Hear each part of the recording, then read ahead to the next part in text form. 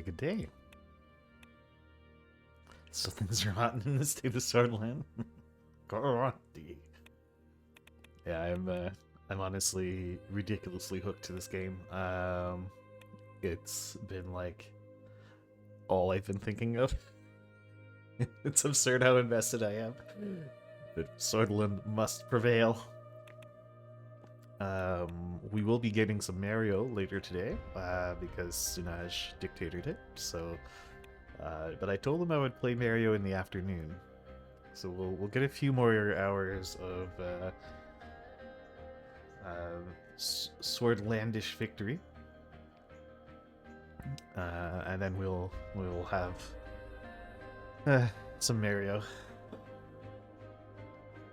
Swordland as great as it never stopped being. Yeah, exactly. Saying Swordland is not great is treason.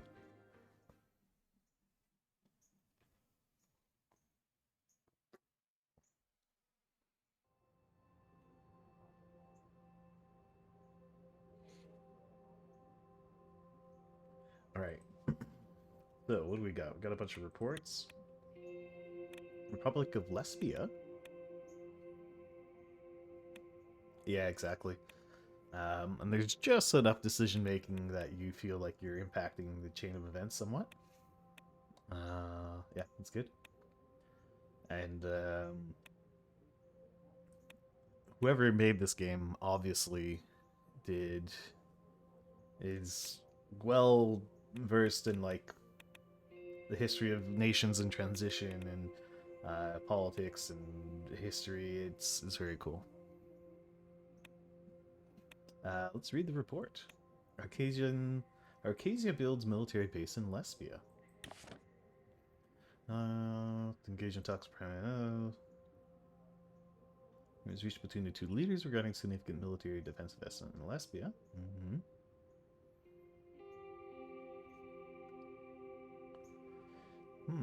Okay. Made by Kurds from Turkey living in Germany. Oh, very cool. Well, that makes sense.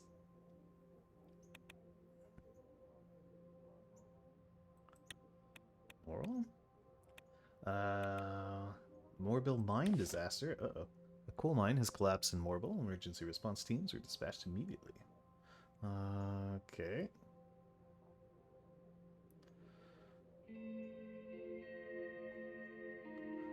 Jesus. 82 dead? Okay. What's going on here? Bluish Freedom Front under new leadership.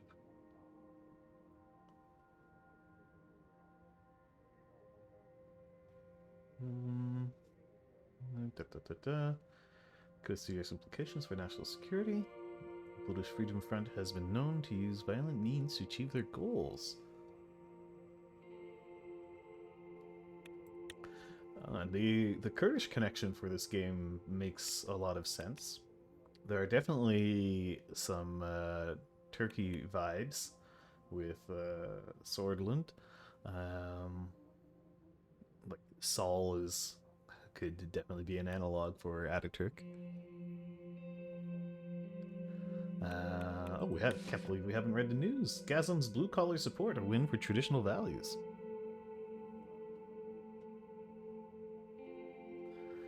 Gazum is now blah blah blah blah. Housing, health, and education support for Swedish blue collar workers, signaling a significant investment in their welfare. Okay, yes, a word of caution. Local investment in Gazum by Swordland and Rizia. The marketed a strategic venture necessitates cautious optimism due to Rizia's ties to Grace. Apparent due to the lesser cost for the treasury, but the larger implications of allowing foreign influence into our energy sector remains murky. It'll be fine.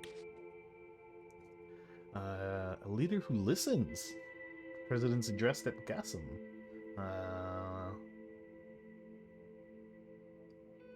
Well, it seems like good press. The United We Prosper, Swordland and Rizia's combined investment in Gazum signals a fresh approach to international relations. Not only bolsters Gazum fiscal, yes.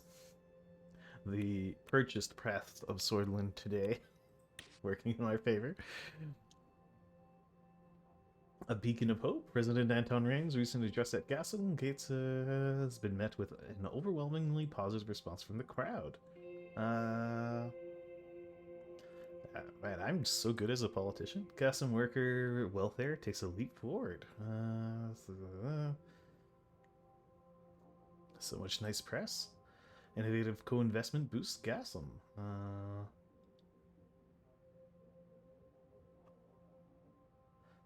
Da, da, da, da. Okay, very good. And what do the radicals have to say? A triumph for worker activism.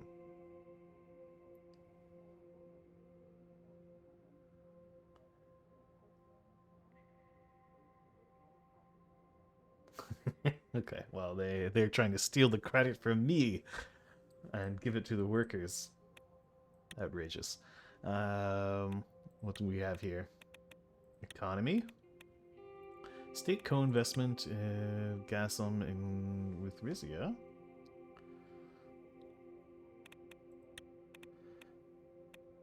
Still a lot of red here. Yes, a worker for the people. What's going on in Holsford?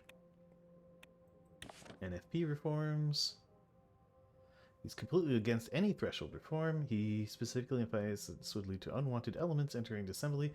And he is outright against any changes to the 10% threshold. Okay. Workers' right bill nears completion.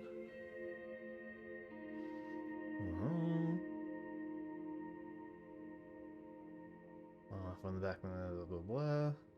Okay.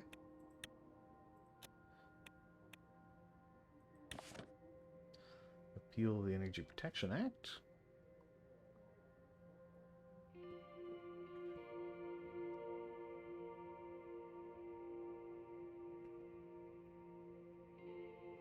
Maintaining the status quo of foreign ownership restrictions of energy companies in Sordland.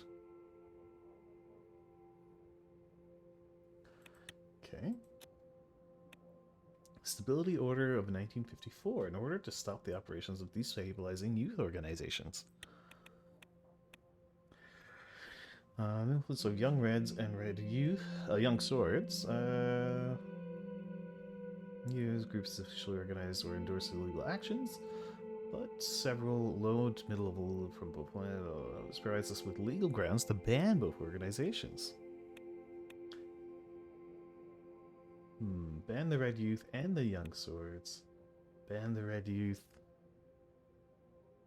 Yes, actually. There was so I was in the south, in a city called Stavropol, which is right next to, like, near the Don, and there are groups that call themselves Don Cossacks, and yeah, so I can't remember if it was only on Saints' days or if it was on weekends. You would see people dressed in Cossack dress for, like, special events and stuff. But there are definitely people in the south of Russia who consider themselves to be Cossacks. Ban the young swords. Ban the red youth. Ban the red youth and the young swords. Don't ban either.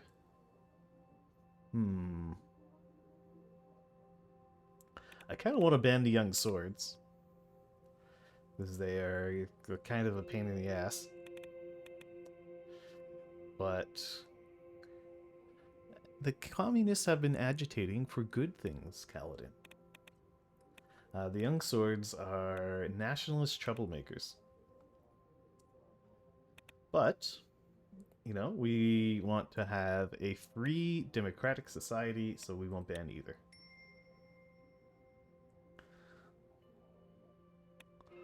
Well, Holsford. Finalization of the drafted constitutional changes. Green Regeneration and Ecological Economic Nurturing Act. The Green Bill. This will have consequences. I'm sure it will. Everything has consequences. But I feel that banning political groups would also have consequences and could potentially inflame tensions which already exist.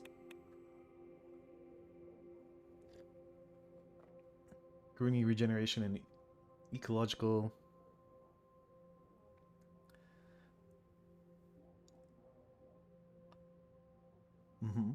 Gruni regeneration of an okay. The Green Act has been approved by the Assembly, aiming to encourage more sustainable approach to industry in Gruni.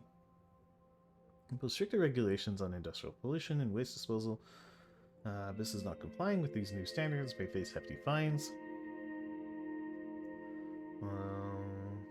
Proposes to offer tax breaks to businesses that can demonstrate a significant reduction in environmental impact over time. A small investment fund is created for eco-friendly business practices. This would put us into deficit. But, you know, who am I to stand against the will of the National Assembly? I will sign the bill.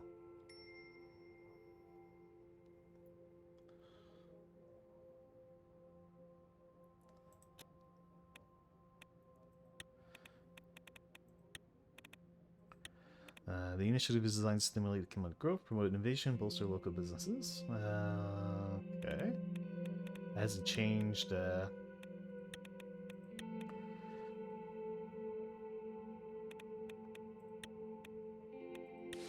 What's in the news? Green Act signed. A leap in the dark?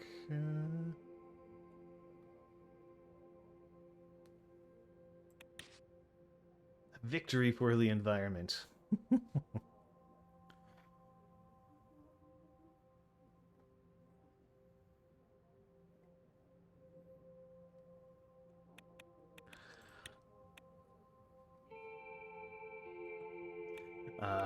Drafted constitutional changes.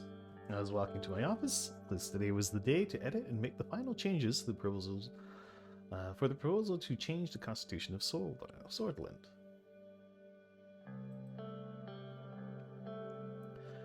The Reform Committee finally bore tangible results.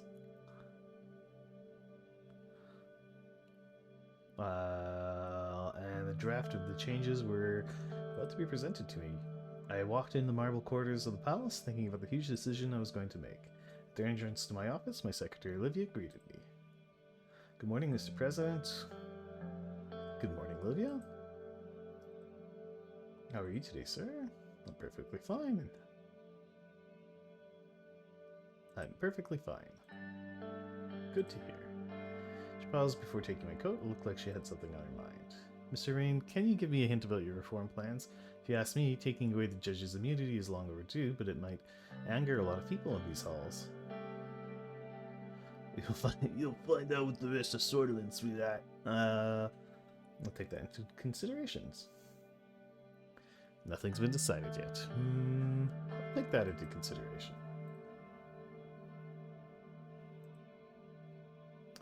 I'll have to hang up my coat, entered my office, and sat down. Yeah, it is. Not long after, Peter, Lucian, and Nia arrived. I feel like Livia might be a spy.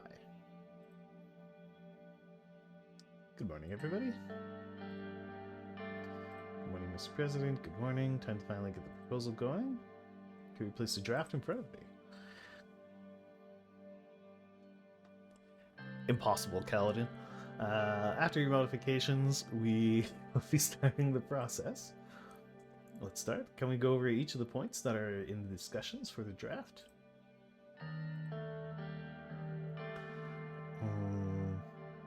Well, apart from the first two sections of decreasing the Supreme Court's authority and limiting the presidential vetoes, nothing else has been agreed on unanimously.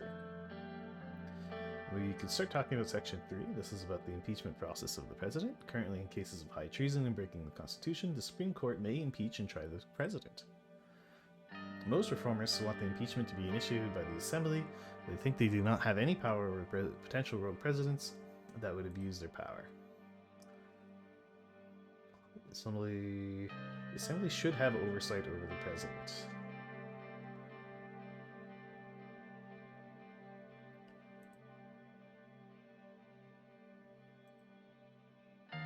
Well, it's particularly dangerous for you in this case. We will be going against the old guard. And if we prove to be if you prove to be successful in the assembly, they will be looking for anything they can declare unconstitutional to tackle you. All they need is a Supreme Court to impeach you.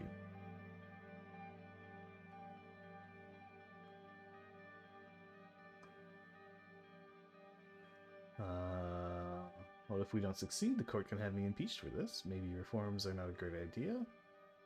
We should define a better impeachment process.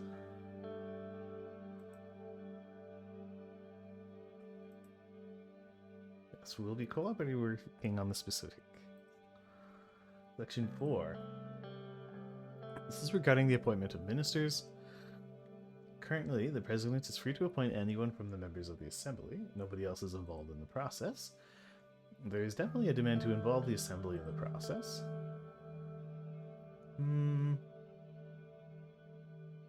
We could introduce a confidence vote.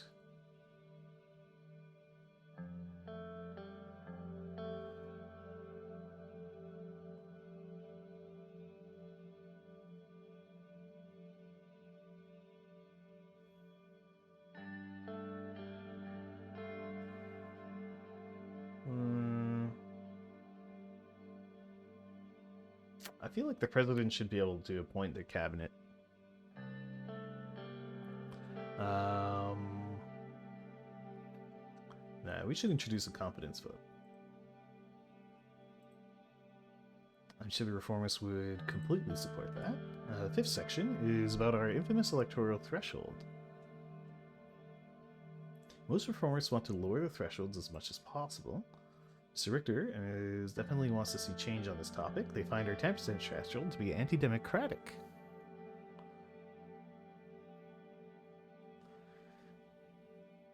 Which is something I agree with, yes, but this is a delicate matter. The party, and I mean not even Alvin, wants us to change the threshold. They think that this would destroy our party in the long term. Not wrong, the 10% threshold is what allowed us to control half the assembly with around a third of the majority of the elections.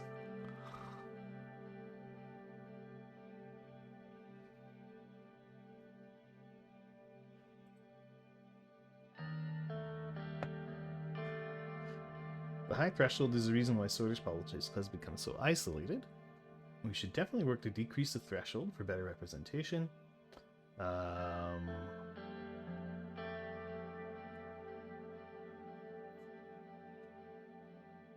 We should definitely work to decrease the threshold for better representation. Even after Saul's resignation, we still have 3 parties in the assembly, even Mr. Keever's NFE is barely elected. Don't forget that the Communist Party and Workers' Party of Bludia both had close to 10% of vote in the last election. You would be opening their way into parliament in the future. If you were to decrease their threshold, it is important that you realize this. Of course, that would also mean the USP might lose its majority in the assembly, sir. If our own democracy is the reason of our downfall, we will have to accept it. Don't worry, these reforms will be even more popular. If our own democracy is the reason of our own downfall, we will have to accept it.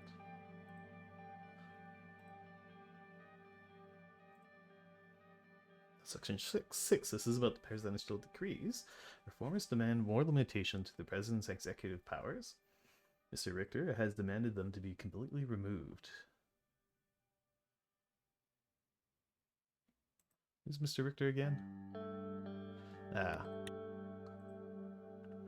I've suggested to bring some limitations to the decrees regarding their applicability. While we keep them, we should try to make sure that they will only be used in emergency situations. We could also make it dependent on enabling act from the assembly. Sure, it would make the whole process longer, but as long as we have the majority, nothing really changes.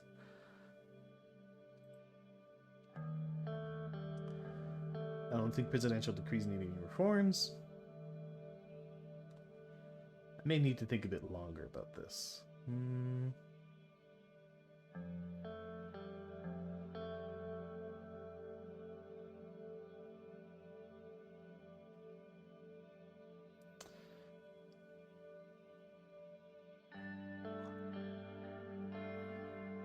I don't think the presidential decrees need any reforms. Me neither. I think it's important that the president can act quickly on matters of national importance. Next on setting term limits.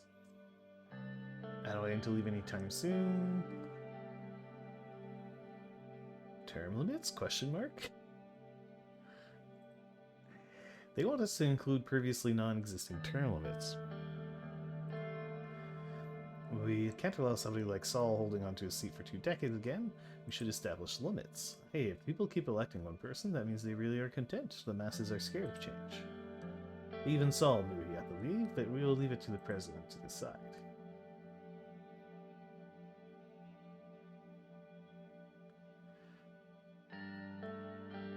Yeah, I agree.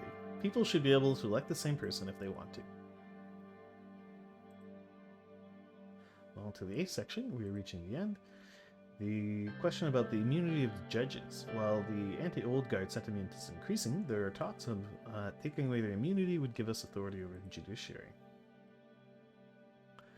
I do not support taking away their power for yourself, Mr. President. The judiciary must be independent and long-lasting. While I agree that the current court members are problematic, this is no way to resolve it. The law is supposed to ensure the judiciary's independence by giving them protection so they can't be pressured. Well, they need absolute immunity in theory, but look at what reality got us. We've got to deal with the most corrupt Chief Justice in the world with no chance to deal with it. They should be able to be impeached. Why do I get to be impeached but not them?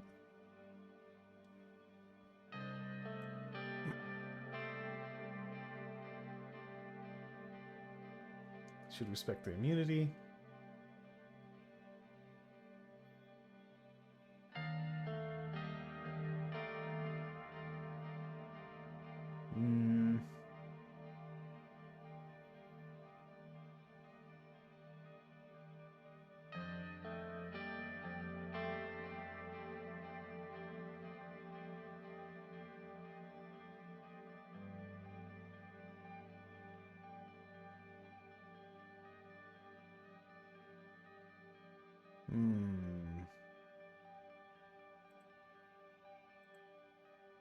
Exactly. But it would be tougher to persuade judges with this. Miss Edmonds may not want to cooperate with you if they believe you're going to get rid of them afterwards. And the last one is a question about Saul's legacy. Basically, his member of honor law gave him an absolute immunity when he's retired. He is a permanent member of the assembly as well, but luckily he doesn't really attend anymore. According to the Constitution, the member of honor not only has legal immunity, but the state also covers most of their expenses as well as providing security at all times. Somebody with that by an absolute majority vote in the assembly and the approval of the president. That's why only Tarkin Saul has that title. He gave it to himself right after his military coup. And it has symbolic importance for Swordsland be coveted. Must get rid of this senseless law that protects him. He should be able to face justice for the atrocities that have taken place during his rule.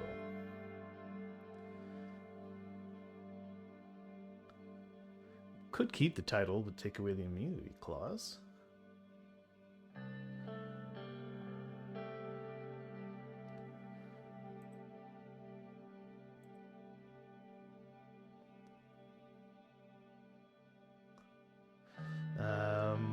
That would be enough to hold him accountable. But why would we want to keep this? It's just the title, Miss Morgana. Regardless of him, I see no problem with having a special title for great heroes.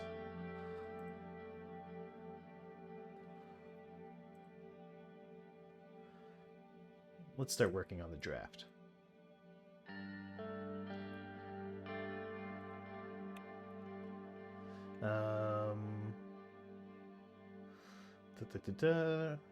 To the assembly with a written statement. The articles do not contain any information on how to override a veto. As a consequence, the president has an absolute veto power and cannot be overridden by with a supermajority. Limit vetoes, 3/5 majority can override. Constitutional amendment process. We have no option here. Remove the Supreme Court's voting rights. Okay. Impeachment of the president. The president may not be impeached. We will add the assembly, give the assembly the ability to do it. According to the Constitution, we may introduce a confidence vote by adding the line, the president may nominate ministers which will require confidence vote from the Grand National Assembly for their appointment, or include the assembly more in the process. Confidence vote is required. Da, da, da, da. Votes part of blah, blah.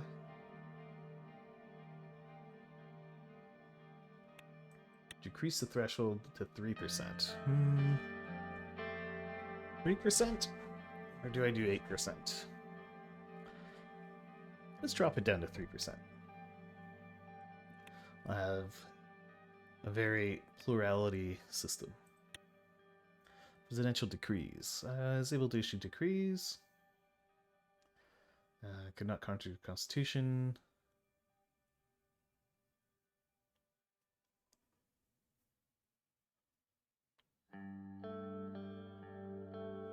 Therefore, the President may issue decrees in many subjects without going through the National Assembly. However, the Assembly may pass legislation on the same subjects to override the presidential decrees.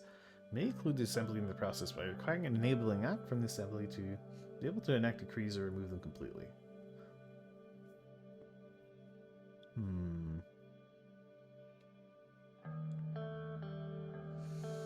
Let's not change the decrees. Term limits. Do not change. Immunity of justices.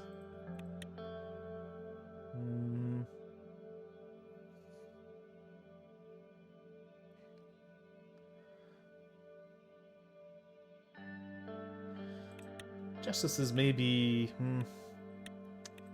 We do need the support of the justices in order to get these changes done. So let's not change it.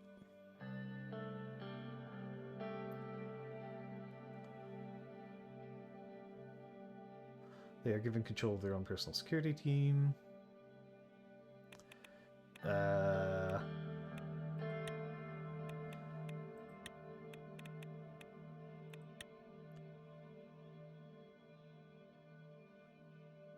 3 centrists, 3 reformers, 5 old guard. So I would need all the centrists and all the reformists in order to pass this. Hence why I'm saying we're not going to impeach them. Because I think the centrists would not like that.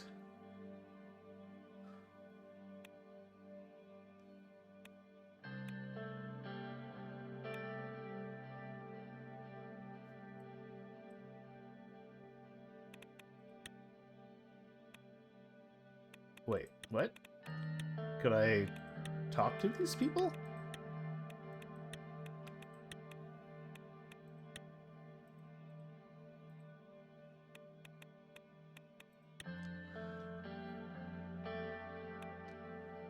Actively, no. Oh, there you go. Do not change. Remove the immunity of the Member of Honor. You sure about your decisions? Yes. After I made the final changes to the proposal? Ah, okay. They read the changes and discussed it amongst themselves. Lucien spoke afterwards. Looks like the amendments are ready to be proposed. But I have to say this too. The new electoral threshold will be really difficult for the party to accept. Our guys are not fond of that idea. That's true. It will be tough to get all of their support. Some of our members may try to openly fight against this.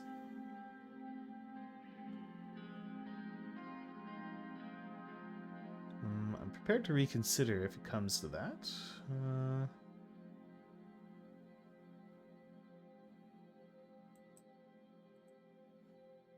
We'll do our best to make it work, sir. Have any problems with the changes? Me neither. Looks like we can proceed immediately. I will personally work on the wording of this proposal with my hand-picked legal experts. With Miss Morgana's reputation, our time in convincing the others to oppose it. Yes? Yes, introduce this proposal to our party. You'll need to get them to back us if we want it to pass the assembly. Sir, I advise you first to talk to the leaders of both conservative and reformist wings of the party. As I'm aware, Mr. Calvin supports the reforms already. Miss Tory will be the real problem. She's become a real heavyweight after we left for the executive. Any advice? We'll probably be easier to persuade. We need to unite the party at this, so support is vital. Hey there, Karen. Miss Gloria will be tougher to break. As much as I don't want to say this, if she demands to change the proposal, you may need to give in. Understood. We wish you good luck with the party, sir. I think we can end the meeting here.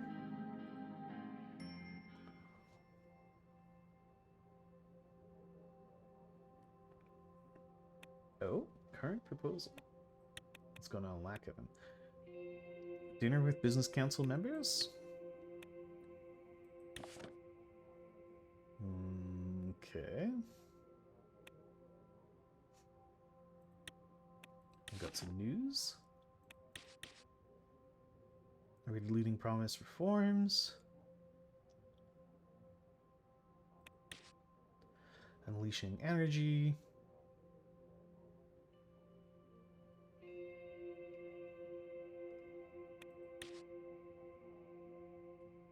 I set it at 3%. Currently it's at 10%.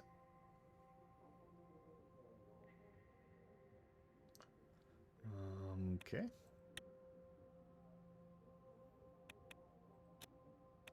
Meeting with the Energy Protection Act? Sure.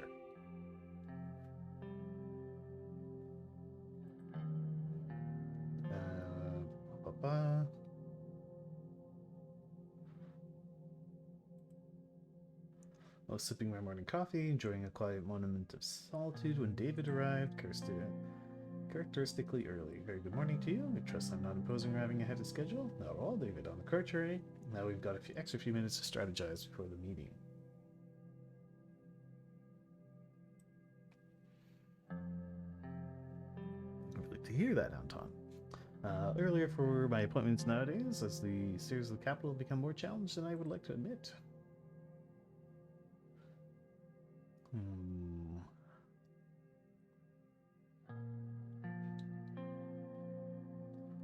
There's nothing to be ashamed of, David. Would you like some coffee or tea? And my tea today is per doctor's advice to suggest chamomile in the morning, sage tea in the evening for optimal health. I did offer him coffee or tea, just now. Listening to the doctor does bring me some comfort. It feels as though my throat has been refreshed thanks to her.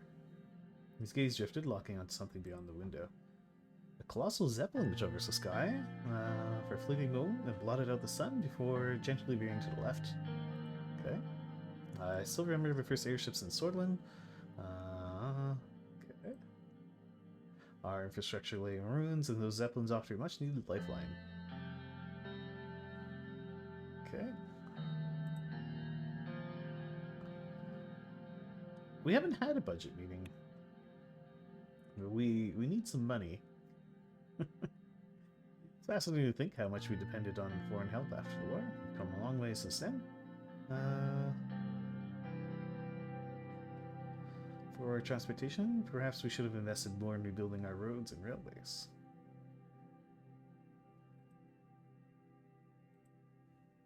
At the time, the destroyed roads bridges had all made air travel the most suitable option, but now I am glad that your presidency is focusing on building up our infrastructure. Others was as a temporary stepping stone, through self-sufficiency we achieved with the National Autarky Plan. Even though it had downsides, I still consider it a success.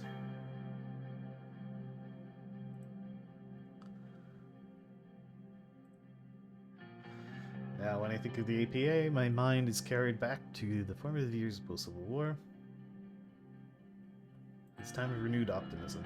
It is our duty now to learn from the past and strive for a better future. What applied back then won't apply now. See why it was so crucial at the time, especially in the context of the post-Civil War.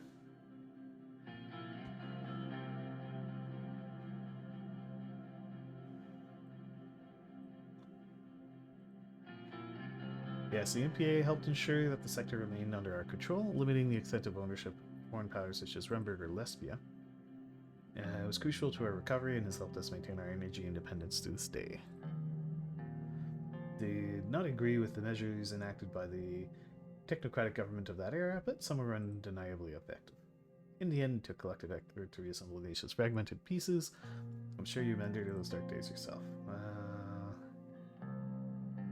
Seeing what true oppression was like. It was a difficult period, but it was also a reminder of the change I wish to see in Swordland. They continue to inform my decisions as president.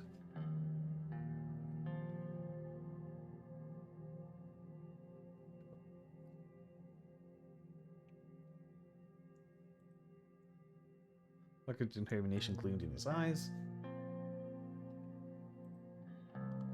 Your father's legacy still looms large.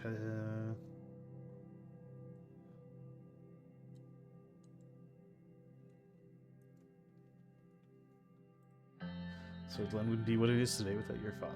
Yes, my father's leadership laid the foundation for the Swordland we know. A democratic state where every citizen's rights are protected.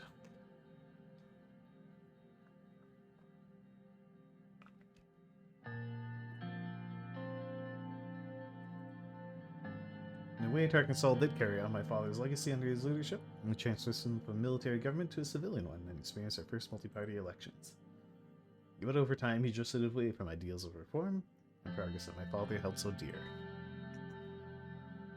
His visionary zeal succumbed to more pragmatic, more conservative, and sometimes even regressive dictates of political survival. Someone was care for extricating our nation from the ashes.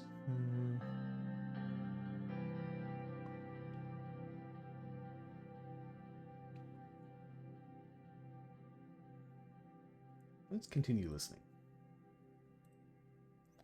Alfonso, for all his flaws, did seek to set the nation back on a path of progress, with its focus on free market and economic liberations.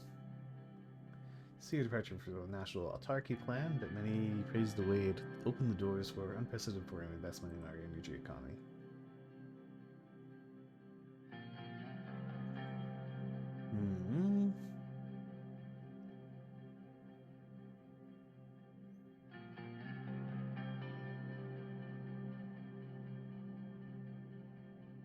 Do you think the APA still holds relevance today, or should we consider a complete overhaul? Has its roots in a different era, while some of its principles may still hold, we must not shy away from revising it in light of our current needs and challenges. Other ministers arrived. Simon Hall, good morning, Mr. President. I trust the discussion is progressing well. Lilius followed closely behind, with an air of calm authority, her gaze sweeping across the room. Anything crucial? Welcome, everyone. It's good to see you all. However, we have some important discussions on the agenda today, particularly concerning the Energy Protection Act. Thank you, Dad. I appreciate the urgency. Let's get right to the heart of the matter.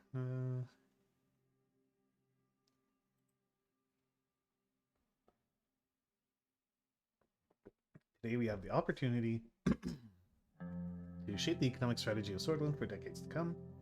The APA has long stood as a key contention debate point of the National Autarky Plan. We should probably look at this. Excuse me. Solonomics was an economic policy developed by Tarkansas. National self-sufficiency reduced dependence on foreign imports and investments. Included the nationalization of most private enterprises, a shift from the gold standard to currency-led economy. Sort of state corporation bills were introduced.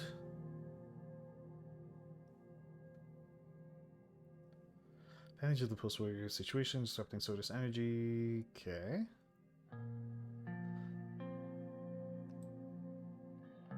Okay, alright. This matter of discussion on how Swordland sees itself and how we position ourselves in the world. Our nation has taken very different economic approaches the last decades.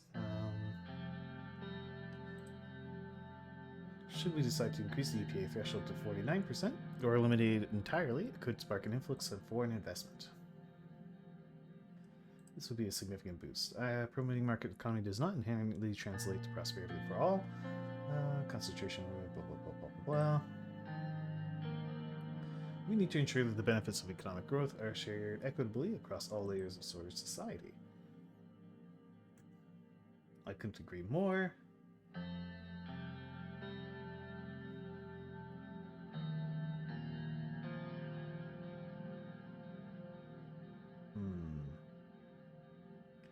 Perspective provides a valuable insight. It's important that we consider all potential outcomes.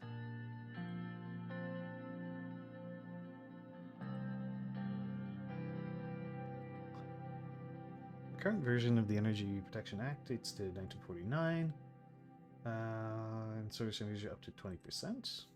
In my view, it is now a necessary step to attract foreign investment. We must remember that Suzerain was facing an economic crisis during his tenure, blah blah blah blah.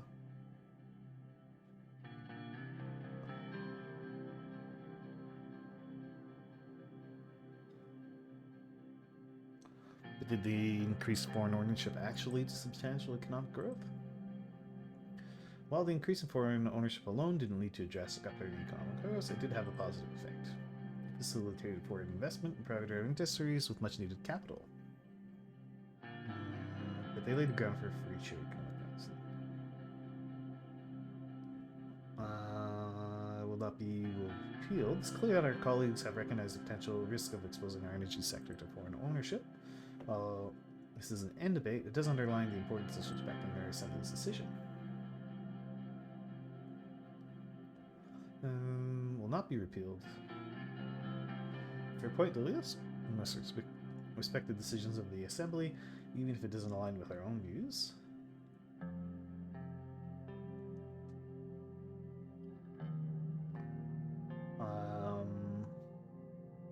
The Assembly's decision has been made.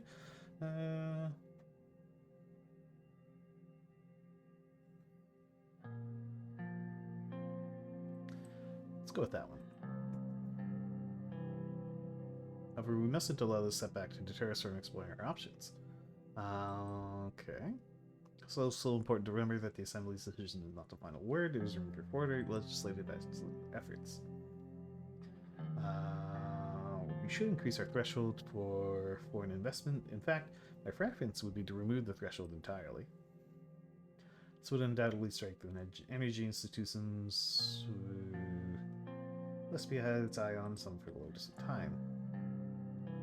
Remember that we are dealing with national security as well as economics. To the sole area, 10% limit or keeping law as it is would be a safer approach. We cannot risk our energy infrastructure falling into foreign hands, especially not to Rumberg, evil Rumberg. I see merit with both of your arguments. Yes, we need to protect our national security, but we also need to consider our economic implications. Perhaps a mixed approach would work best. What if we increase the limit to 49%, thereby attracting foreign investment while maintaining source control over critical energy sectors?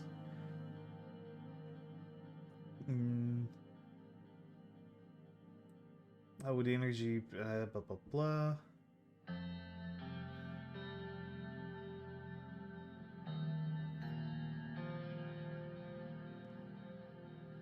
How would changes to the Energy Protection Act affect energy prices within Swordsland? With increased foreign investment, we could potentially see a decrease in energy prices, but we should also consider the potential impact on job security and national control over our energy sector. Changing the act could lead to increased prices, as foreign entities could manipulate the market. With increased competition and foreign investment, we could also see a decrease in energy prices. The more players in the market, the more competitive the prices will be.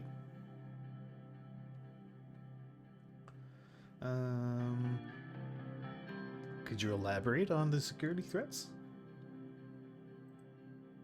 National security risks are significant. Foreign entities could use their stake in our energy sector as leverage in diplomatic or economic negotiations. Always a concern when discussing foreign ownership. Okay.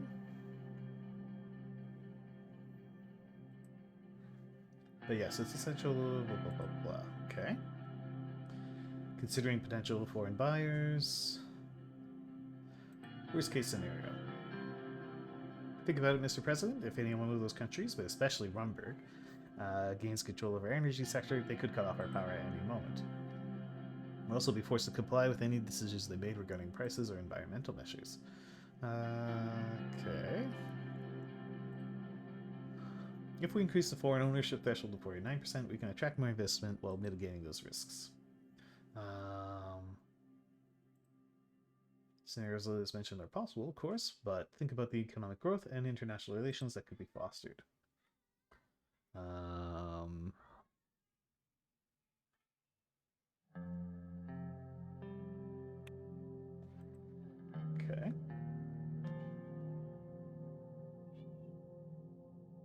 How would the act impact corporations?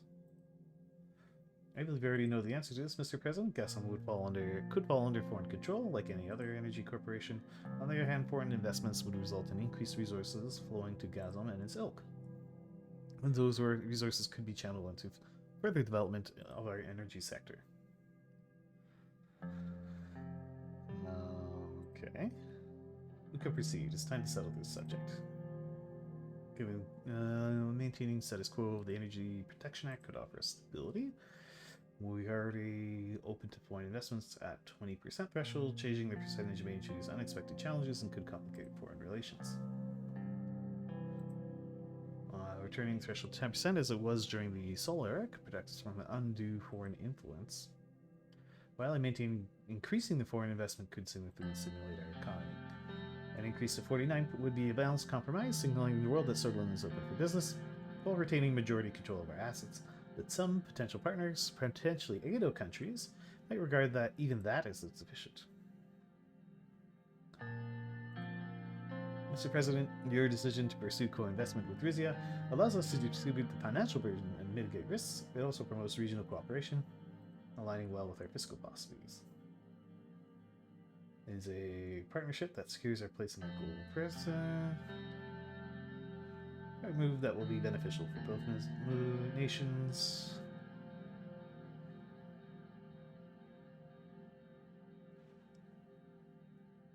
Is our commitment to regional cooperation.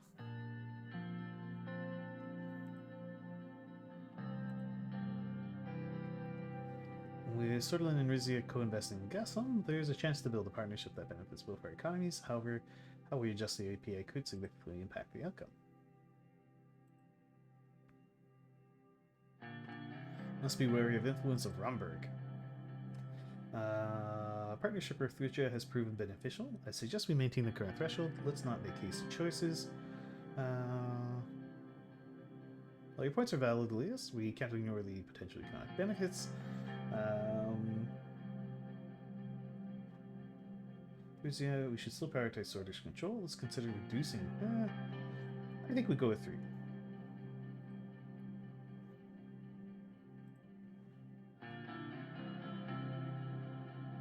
Increasing the threshold might attract more foreign investors and increase the value for our state, but of course we should ensure that Switzerland is addressed safeguard. Our approach aligns well with your objective of maintaining positive trade relations with her without compromising our sovereignty.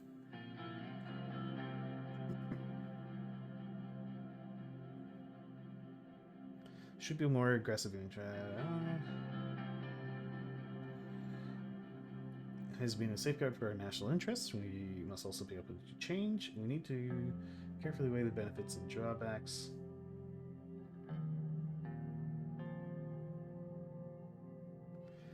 There should be balancing the need for economic growth with maintaining national sovereignty. Yeah, I like this one.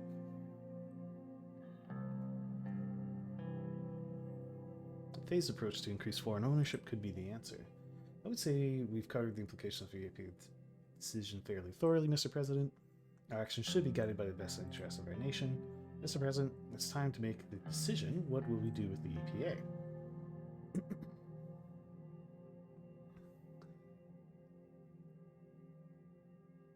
Let's move. No.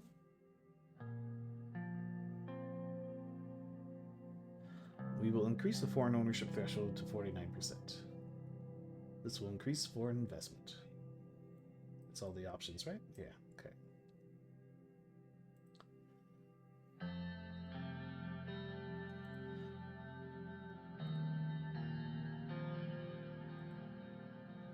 Open Livia carried a tray laden with assorted beverages. She was a little clumsy as she maneuvered around the room, refilling cups and glasses with tea and water. Excuse me, gentlemen and madam, I didn't mean to interrupt. What would you like to drink, Mr. President? Yeah. No, we won't take foreign money. Thank you, Olivia. A coffee for me, please.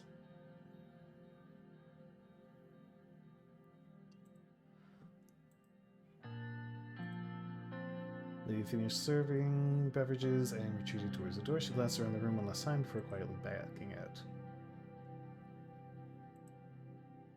While we're here, I will inform you all that I've been lending my expertise to Minister Bennywall in relation to the Workers' Rights Bill. Crucial to ensure fair treatment of our workforce.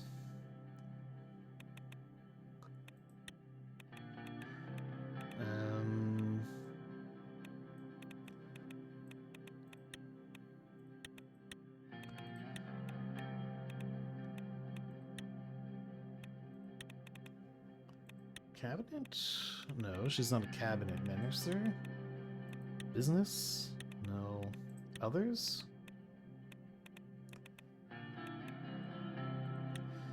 What's your story, Olivia? I'm starting to feel she's extremely sus.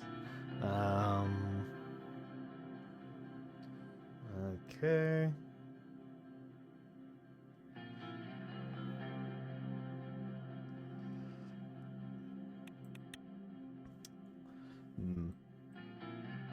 So I believe it's crucial to ensure fair treatment for our workforce, and it's nearing presentation. Collaboration with Mr. Bennywall is commendable. Our workers, but we need to ensure the bill doesn't introduce excessive regulations that could stifle our businesses.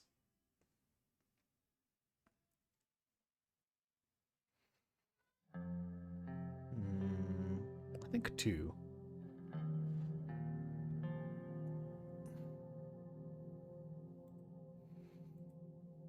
I understand your concerns, Mr. President. We are aiming to strike a balance between workers' rights and business needs. Agreed. The last thing we need is to overburden our businesses with regulation. Our businesses from exploiting vulnerable citizens. Anyway, I've been working on our upcoming term budget meeting and proposals for business taxation changes. Specifically, we're considering a range of 10% tax changes for small to medium enterprises and large corporations. This could be a significant move for our economic landscape.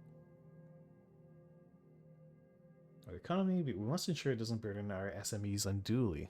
We should be careful with large changes to taxation. They could have unintended consequences.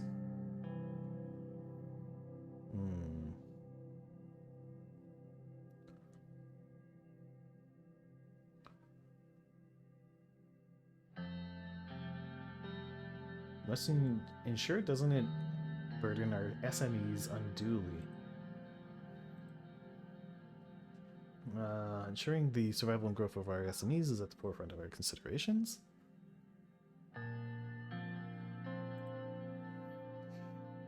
Tax changes would have been significant, could indeed have a significant impact on our economy. We must consider their implications carefully. Large private corporations have enjoyed significant benefits and loopholes for far too long, so we should pay their fair share. It's in the signal conclusion of the meeting. Thank you all for your insights and collaboration today.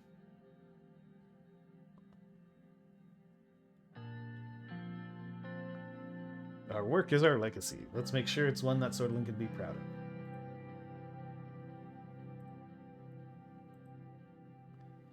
Your colleagues, take care. See you soon. Okay. Oh, policy update. Energy Protection Act at 49%. News, APA increase, risky endeavor. I argue that such a dramatic shift could leave strategic energy sector exposed to the dangers of foreign influence. Okay. Operating force. Okay. This potential change doesn't just shift a number, it opens doors for Sordlin's economy, paving the way for global collaboration and potential prosperity. A protest, the economic data suggests that a higher foreign ownership limit can drive economic growth, innovation, and healthy competition, vital for robust functioning of a free market economy. Exactly. Manger's Grunny Regional Tour. Gus Manger is touring Grunny Region, born part of his research for a new rural development plan. Okay.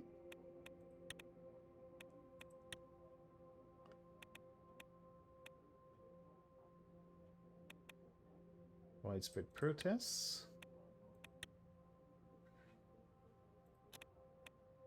Belgian farmers seek support.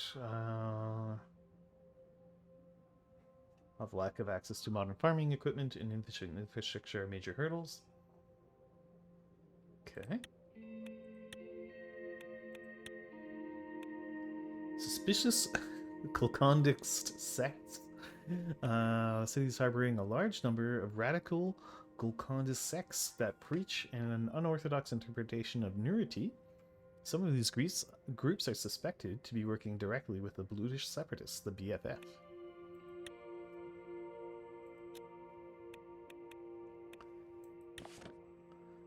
Sinai is exhibiting a strong potential for agricultural growth. Demands for neighboring Lesbia is increasing, suggesting an opportunity for expansion in the region's agricultural sector. Okay.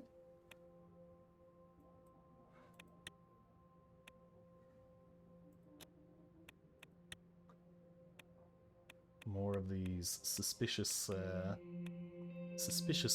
Galank sects. Which ones are lesbians again? Lesbians. Yeah, I think working with the lesbians might be okay. Our Black Battalion members have been discovered near the site of the Ism incident. Swedish Armed Forces officers.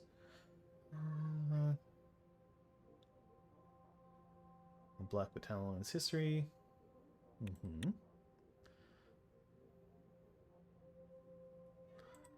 Black Oven. Dinner with Business Council. What's this? Untapped coal reserves. New untapped coal reserves in Morville. Lauren could significantly improve the output. Okay.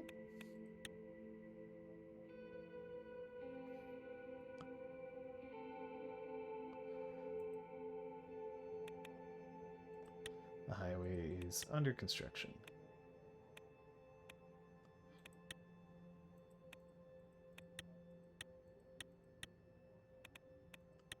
What was this one? Decreasing job openings.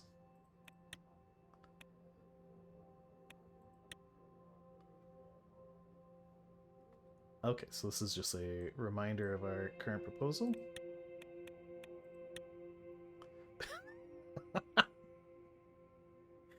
It'll be fine. Open looking. This is healthy. The graph makers will have lots of business as we buy more and more graphing paper. Dinner with the business council members.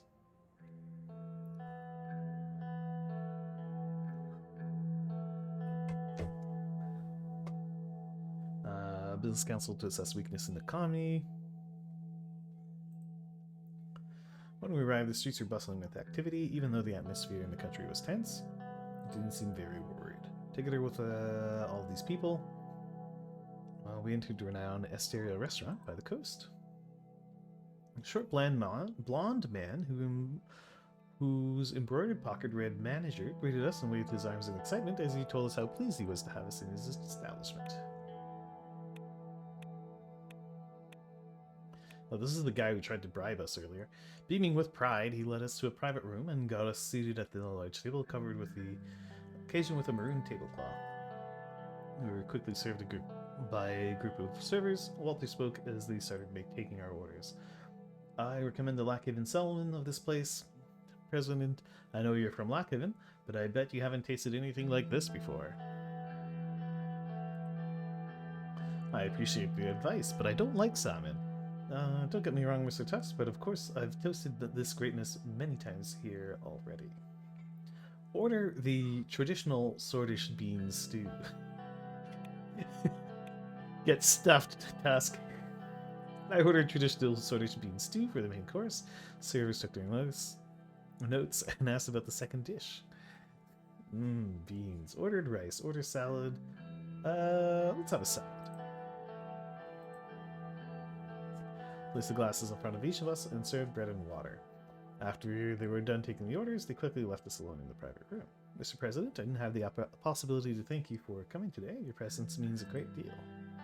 Indeed, sir. It's an honor to dine with you. Who are you again? Mikhail, Swordfish businessman, co-chairman of the National Business Councils of Swordland. Okay, yeah.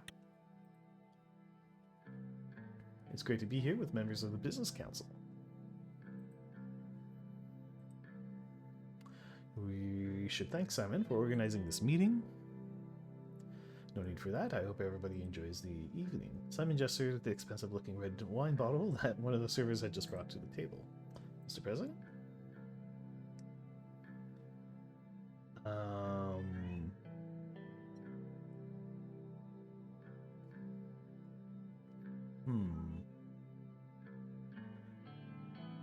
Sure, I'll have some wine. Nah, no wine. No thank you. Are you serious, Mr. Rain? Are you going to pass on the Chateau de Falenco 1934? I'd prefer something regional, or at least sortish.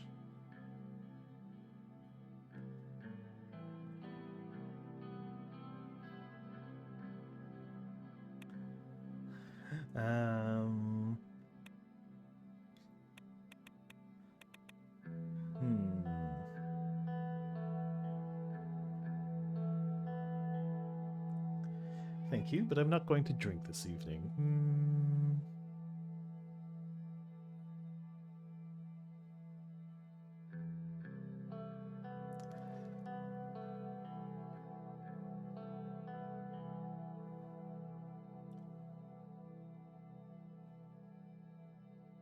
I also don't want to insult them.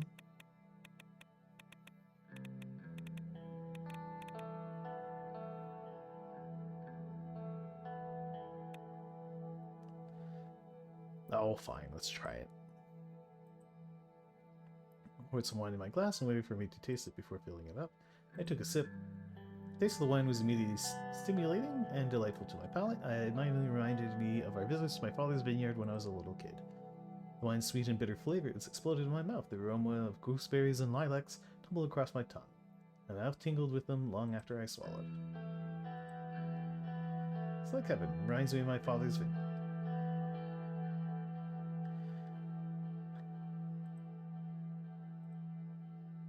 I've heard he was a big wine connoisseur. May he rest in peace. Thank you.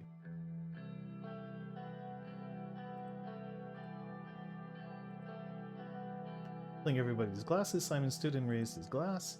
I'd like to raise a toast to all of you here today.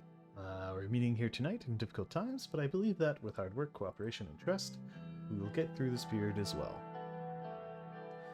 Thank Mr. Rain for his decisiveness when it comes to... He was. To economic policies, I'm sure we will stop this recession. I also thank Mr. Tusk for being here with us today. His presence is an honor. And of course, my colleagues from the Business Council, Ms. Anyok, Mr. Arvin. Without you, none of these could have been possible.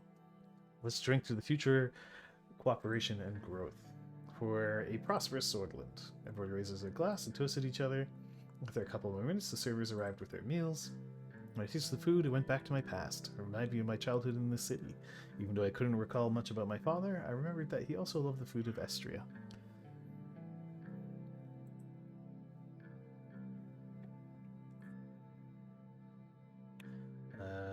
Okay. I'm not a big fan of fancy food, but I must admit that it's very tasty. It's okay. This can't get old. It's an experience. The chef must be tipped. Fine food is like fine art, but this particular one is a masterpiece. Art is something else. It embodies so much about us and the world surrounding our foods and food. There is an art in everything. The art of making money. Food, wine, and love. How are things going at the Maroon Palace? The pressure must have increased after you attended the funeral. The pressure was already high. Not much has changed. It did, but it was the right decision. I have to say, the future is looking good. It did, but it was the right decision. Of course, I didn't mean to criticize your decision. As we conversed with Mikhail, I heard Walter raise his voice in an apparent argument with Edith and Simon. We both stopped to listen. Arcasia knows the right way of doing business. Their approach to the world is real and raw. I prefer that cutthroat approach in comparison to the niceties. Well, I mean, it's a nice country to visit too. I traveled there often in a business trip. Their attitude on all countries are nice to visit if you have the cash. Money does turn the world around. Travel is the least you could buy with it. Certainly not all. Exactly. How about the people who don't have extra cash to spend? What about disease? What about death? What about everything that is wrong with the world? These are matters beyond our lives. We should focus on the betterment of ourselves and enjoy what we have, instead of worrying about what others don't have.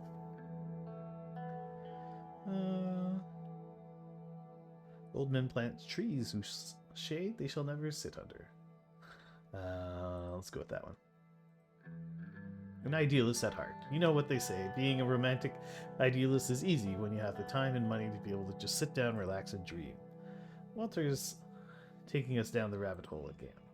By the way, I saw that the construction of the highway has already started. I have my concerns about the company, but I hope they do a good job.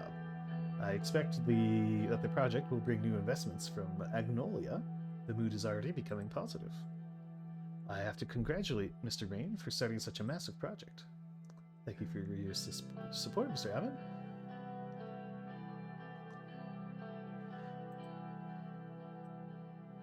Of course. Mr. Hole also deserves credit. Of course. Our great economy minister. Is there a joke coming? Why, I thought you said you were great at economy. He laughed. I've heard you've bought a new villa, Simon. I don't comment on rumors, but I'll make an exception. Since we are among friends, it's true.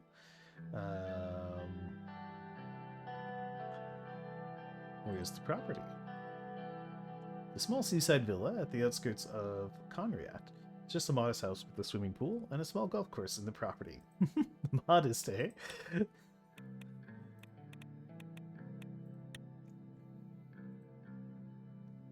Great city to buy real estate in Conriat, a small golf course, is seeing a surge of investments. So you're becoming a neighbor to Marcel Coranti. Modest? Are you being sarcastic with me?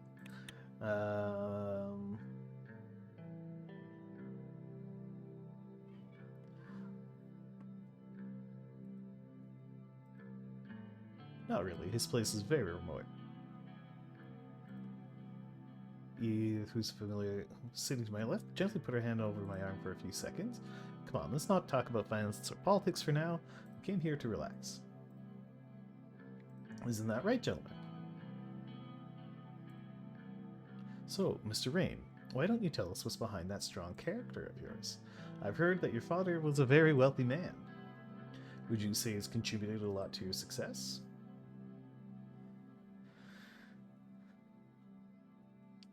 We had money, but we weren't happy. I learned a lot about life thanks to my absent father. I'm sorry to hear that. I never met your family, Mr. President. How are they doing, if you don't mind me asking? We don't talk much since they're doing great. We have no problems. Let's be very proud of you. Family is everything. My advice would be to make sure that Frank has a solid relationship with you. He is your future, after all. Trying my best to be a good father to him.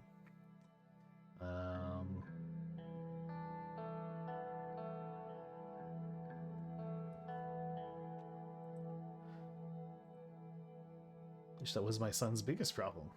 Terran seemed to be doing fine. I saw his yacht party in Benfi made the local news. Well, the rascal didn't even ask for permission to use the yacht and just took it. He basically stole it. Good news is that I finally convinced him to go to university. He will study economics and lock up in business school. That's a good choice. Having a degree in Swordsland separates you from the rabble, and we especially need more people who understand economics. Maybe your son will be a great future economist. I wouldn't count on that. But I agree that we will need more economists to enter politics. Thankfully, we have a president who seems to be as well versed in economics as Alfonso. I'm very confident in your abilities to fix a recession. Look at what he caused. Studying doesn't get you to the finish line.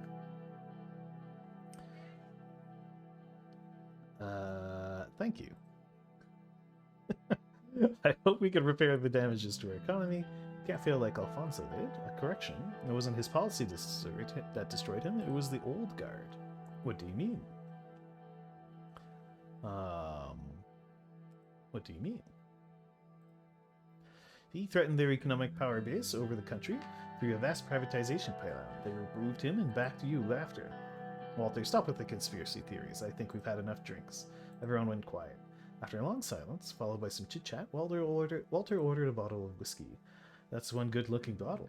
The waiters brought one of the finest Arcasian whiskeys. It was time for a toast. I'm not going to drink. Fine. Let's just drink this up and leave. Simon? Simon stood up. He seemed to have a slight issue with his violence.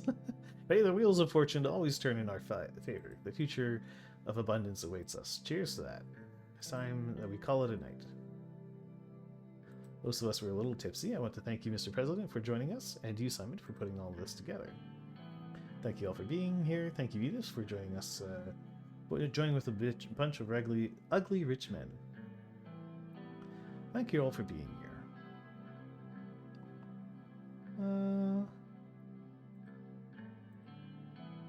It was great. Thank you. Thanks for being here. After bidding our farewells, we slowly walked out of the restaurant. The moon was shining bright as everyone except Walter left in their luxury cars. President, a moment alone, please. Follow me inside the small VIP lounge. Followed him.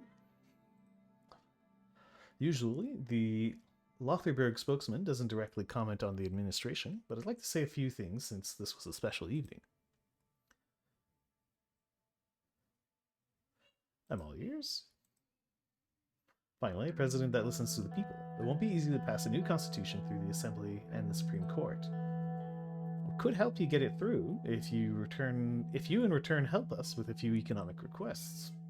Walter lit his cigar and take a few drags before continuing. The consensus is that we see eye to eye in the economic direction, and you have taken by promoting the market economy.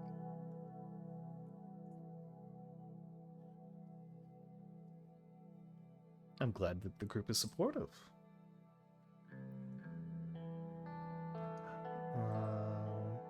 There are many of us who put their trust in you, Walter smiled. He looked me in the eye. You rejected our previous discreet offer to pick up the underwall construction for the execution of the first mega infrastructure project. This action led to disappointment in the group. We are aware that the upcoming tax meeting, and it would be a step in the right direction if private corporations would get a tax cut. To boost the economy with job creation, of course. And the positive side effect would be our support to the administration throughout this entire term. I will give large private corporations a tax reduction. I will make tax decisions objectively. I can't promise anything.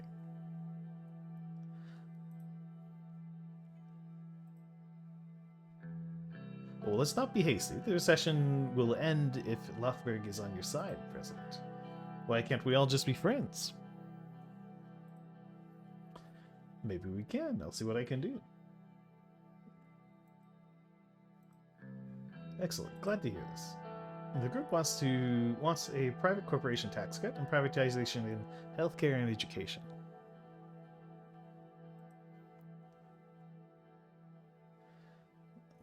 Wants a private corporation tax cut and privatization. This is too much of an ask. On third thought, I have to reject. It's a shame. I did offer you a peace branch. There's an awkward silence. Either way, President, we are here and always ready to work with you if you change your mind. Don't forget that.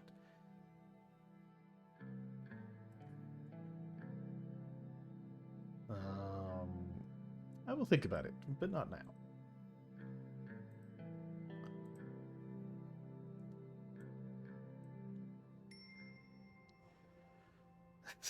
Like a presidential palace, too? Yeah. That's not an offer, yeah. Yeah. Car bomb attacked in Arbury. Car parked in an Agnosortis-dominated neighborhood. Police reported that there were no casualties in incidents. The car was rigged with a time bomb.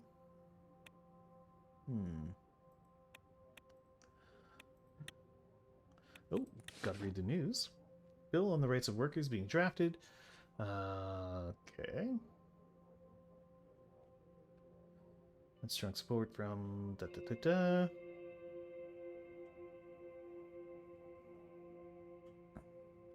Minimum wage, overtime. Illegal for corporations to force workers to unpaid overtime work.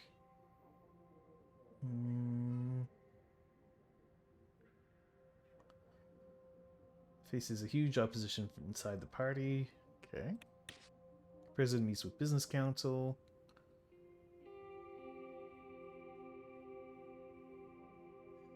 It can be expected the president has discussed the future economic plans of his administration. Okay. Morbel mine disaster. 112 dead. Yeesh.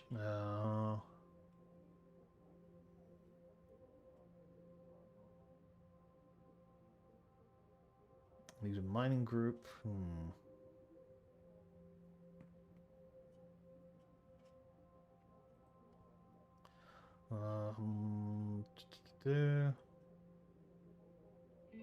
Calls for gender equality. Okay.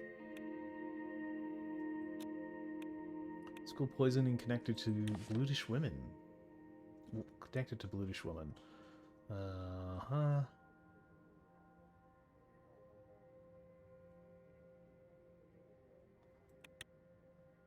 Well, we need to find a way to get the Blutish. An Agnosword, right? What? Oh, Monica, the love of my life, is an Agnosword? Well, that's good to know. Whole sword. Budget allocation of the government of Swordland. Preparations for the government budget were finished. Most of the cabinet gathered in the right room for the important occasion.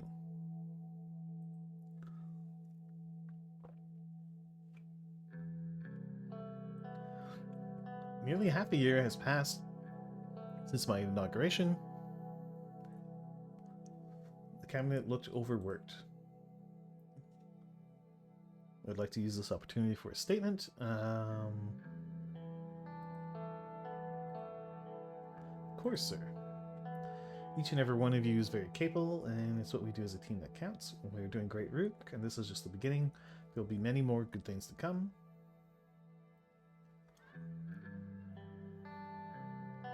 Now I'm proud of what we've achieved and what is to come.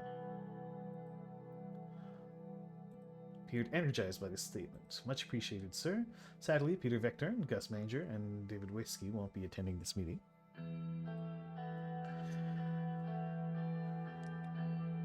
They are working on the upcoming trade agreement with Welland and Agnolia. May the Lord be with them. Sarah gave a barely distinguished eye roll. Which one is Sierra? Minister of Education. Did you just roll your eyes at me, young lady? If I did, it's because religion has no place at a government budget meeting.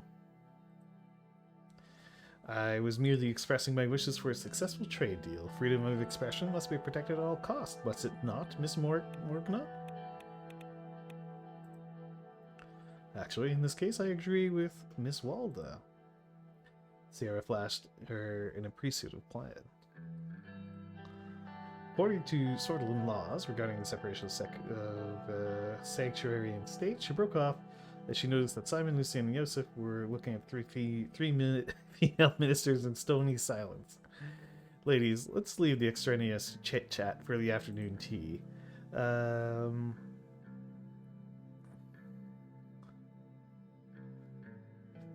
don't see a need to comment here. Loudly shuffling some documents around, all eyes turned to the Minister of the Economy. Let's begin, Mr. Hall. Thanks to Simon's expertise, I'm sure we will achieve lots of great things today. Nod at Simon.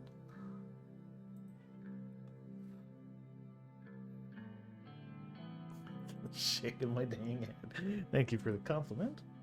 Today is a big day. We must prioritize our spending wisely in order to achieve the goals we set as a government while maintaining enough political support. If I may add, promises were made during the election.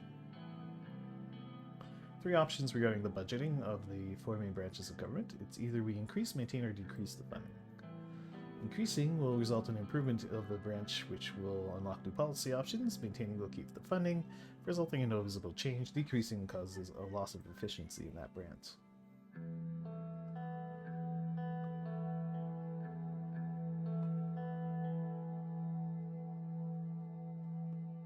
Can we rely on private sector to support us?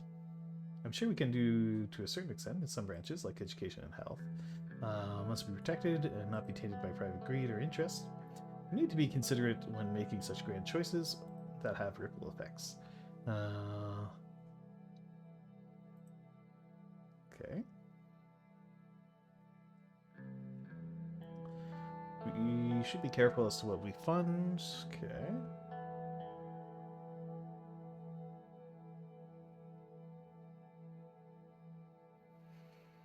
We have to keep true to our election promises. Our people voted for us because of the promises we made.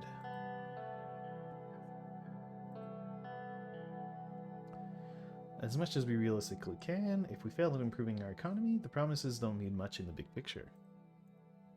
Before we begin our discussion, there's one more thing that I want to voice my opinion on. As we manage the government budget, we can go into debt to invest in different branches. However, under these circumstances, it would worsen the economic crisis if we push it too far.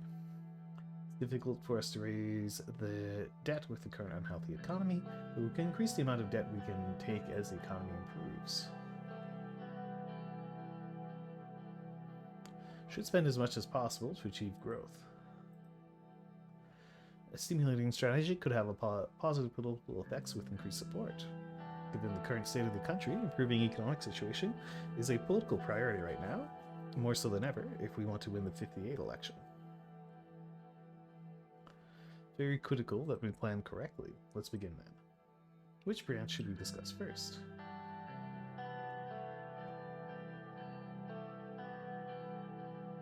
Let's talk about healthcare.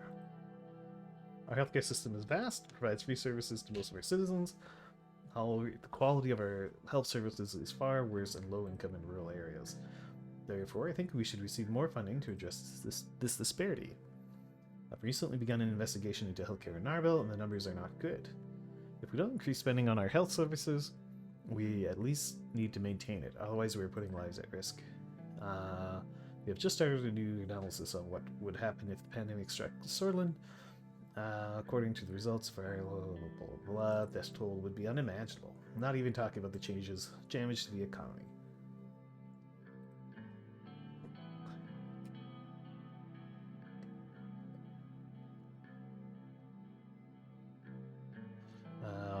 We should try to fix whatever we can as the government.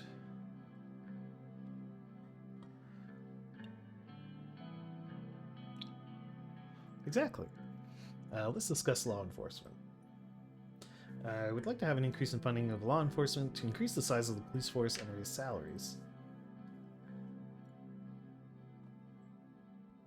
We have so many internal threats to tackle, and I'm already stretching my units far too thin with limited resources allocated to me. Law enforcement is certainly a high priority, however I feel that tackling internal corruption is far higher importance than increasing our police presence. Directing the funds to my department would solve the problem at its root. All the police in the world won't help us. We need a specialized anti-corruption police unit, which could create if the funds were directed to me. I agree with Ms. Morgana. We should not reward a structure that is responsible for an ever-increasing number of human rights violations. Additionally, corruption is the reason our government inefficiencies.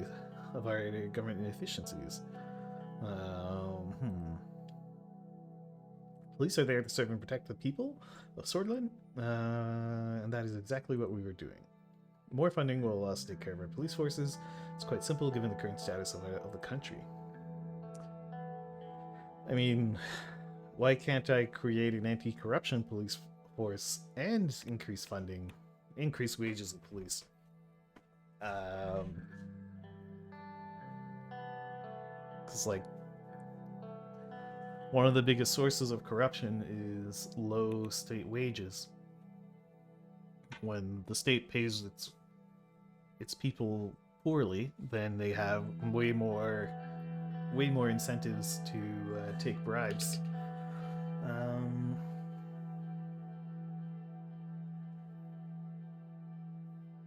We're we're too poor to pay.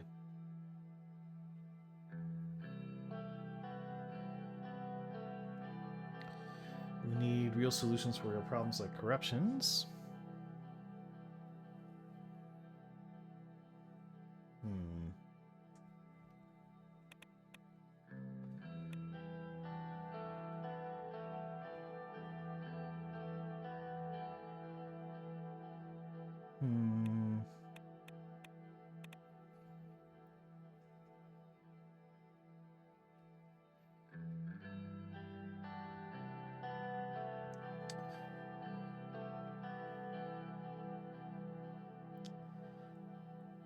I agree with Lilius.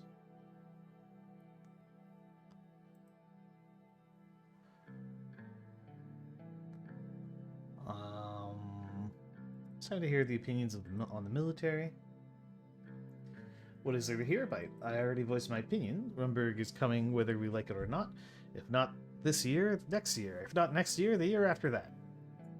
Mr. President, you and I have shared responsibility to protect this nation from its enemies, and I intend to do so until my last breath. I will say this with certainty. If Rumberg doesn't make a move against Swordland in 2 or 3 years, my name is not Joseph Lenzi. Joseph was beginning to lose control of the volume of his voice. There can be no argument against increasing the budget for our army when there is an enemy on our doorstep, waiting for us to make the one wrong move. Anyone who thinks otherwise is a fool. Mr. Lancy. Right, pardon my theatrics, sir, but this is a serious matter. The future of our country is up to you, Mr. President. Well, here is an argument. The armed forces does nothing but eat away financial resources destined for our people, while stoking fears of an upcoming war. The issues with Rumberg can be solved diplomatically. What kind of message are we sending to them and the whole world if we suddenly start ramping up our military budget? That we are ready to defend our nation, Miss Walda. Exactly. Well, if we fund him, then surely he won't want to overthrow us, because he will have given him all the nice goodies. I agree with Sierra, we need to be as diplomatic as possible. I agree with Joseph. Rumberg is a real threat, and we need to be ready.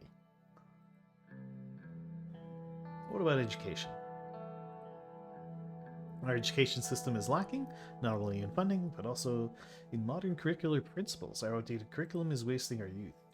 This is the reason why I advocate 2 things: an increase of the budget to improve access to education in rural areas, and a new education reform.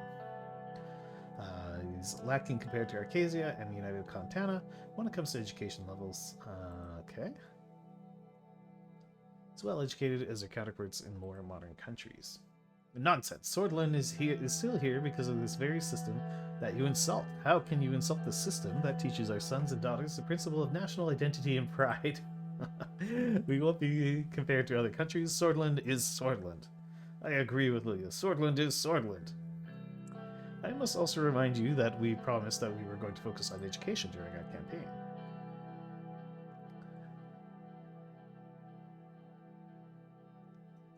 It's high time we invest in education and enact reforms. No, I agree with Sierra. It's high time we invest in education and enact reforms.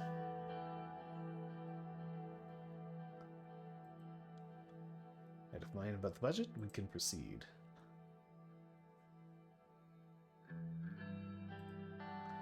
Very good. Very good talking points from everyone. Well then. Time to make a decision on the budget has come. Consider it with care, Mr. President. I turn to the first page. Healthcare.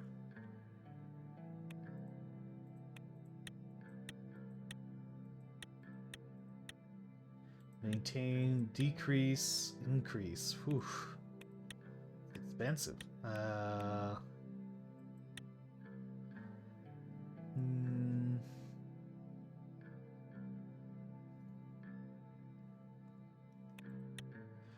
Maintain.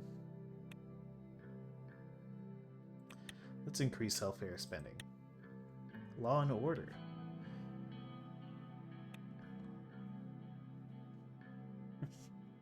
Need help keeping up with the increased rates.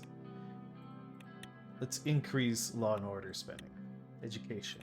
Increase education spending. Military. Increase military spending. Just increase everything.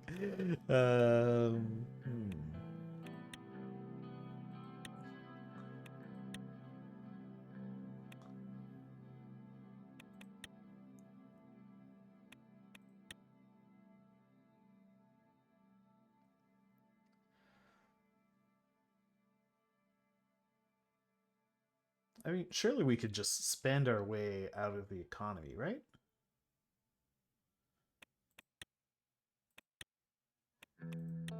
Out of this economic crisis by spending loads and loads of dosh.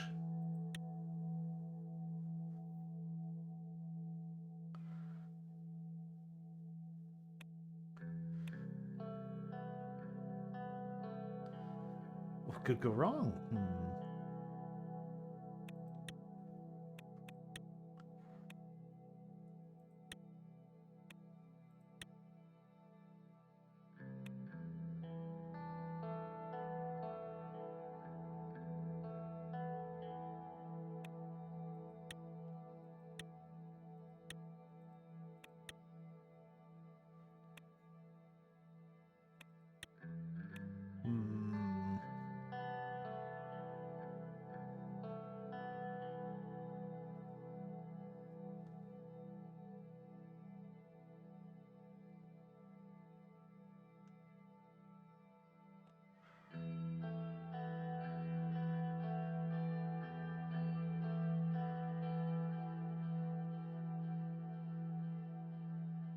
Let's just spend, spend, spend.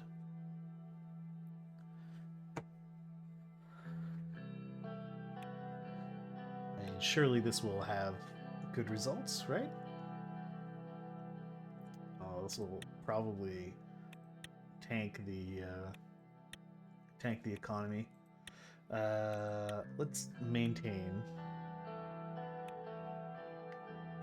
We'll maintain healthcare, increase law and order spending, increase in education spending, and maintain the military.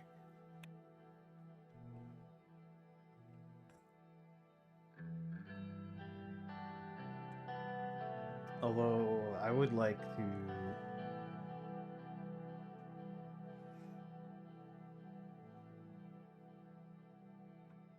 just for Yoseph's reaction.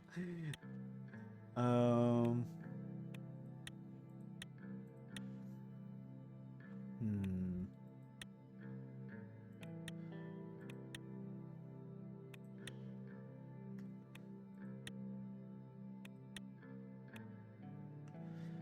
Increase spending on everything? What if we just cut spending on everything? How much money would we make? Well, look at that. 9 budget. We'd have so much to spend on infrastructure projects.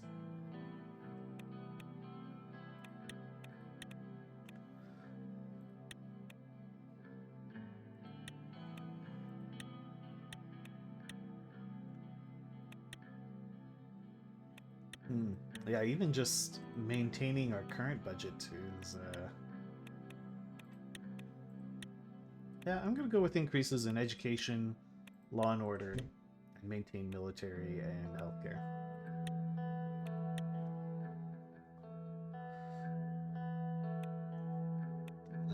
Government budget to the satisfaction of some candidates and dismay of others. They and I knew this would define a significant part of our term. We have a deficit on our hands. We will need to resort to debt to finance future investments. This situation can have adverse effects if we don't strike a balance. Agreed. Let's start with law enforcements. Nia and Lilius were both smiling. Thank you for your decision, Mr. President. I knew you would see a reason on this, considering our internal security threats are... Maybe we can export pottery. I'm sure we can find some pottery to export. Are at an all-time high. I still disagree with Ms. Graft on how the money ought to be spent, but the increased funding is certainly a step in the right direction. Any statements on the matter, sir? Law enforcement is a key branch that needs a greater budget due to increased threats and the need for security. I trust you to push the Ministry of Interior and Justice forward.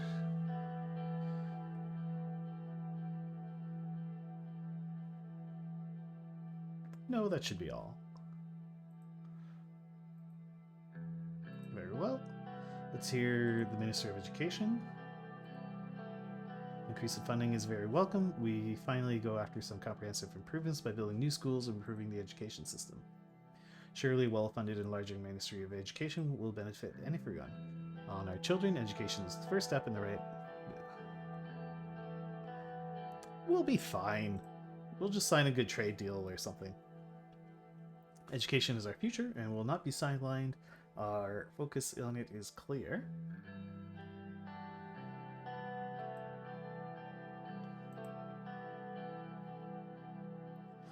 Change in the attitude of the administration for the first time in a decade. Military is next. Sierra clearly wasn't finished, but didn't interject. Yosef chimed in. Shame that the mill won't be getting an increase. I will have to make sacrifices to maintain our defense. Lucian seemed as if he was about to say something, but looked down at his notepad when Yosef eyed him. Maintaining military funding was a correct call. With your talent and experience, you will overcome the issues our military faces.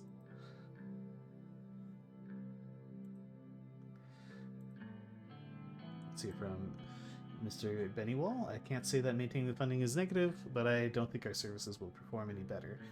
Welfare must remain a priority of our term. There is no other way around it. It is best we continue funding as it is. You will have to find new resources.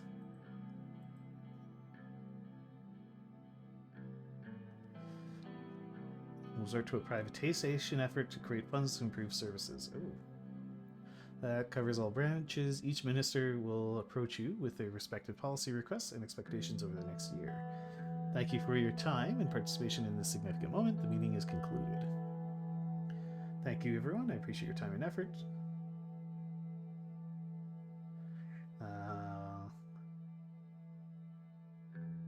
Regardless of what happened, I wouldn't be here without you. Don't forget that we are a team.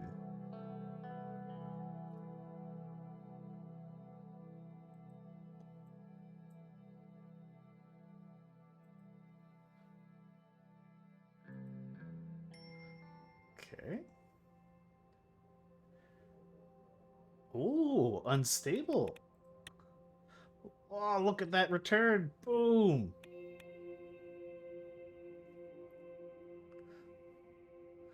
Look at that dead cat bouncing.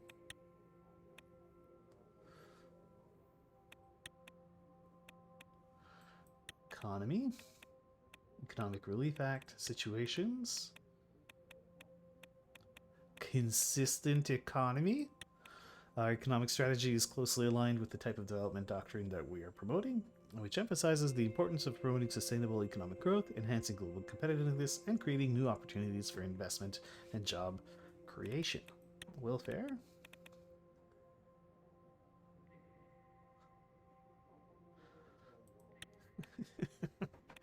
It's the Baronomic miracle. The allocation for education has received an increase in funding, presenting new opportunities. Okay. News. Swedish government budget. Spending around 27 billion SR next year, almost 16 billion more than the first measures for internal security being introduced. Is not yet clear. It is expected the Ministry of the Interior and Ministry of Justice will both benefit from the increase.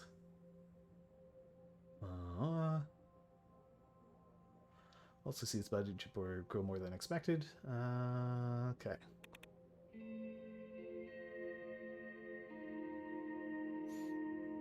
Exactly. Well, we increased funding for education and the interior.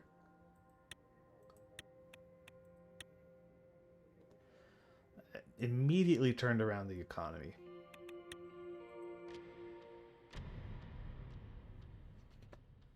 Chapter 2. Well, we give our people the skills they need to better grow the economy.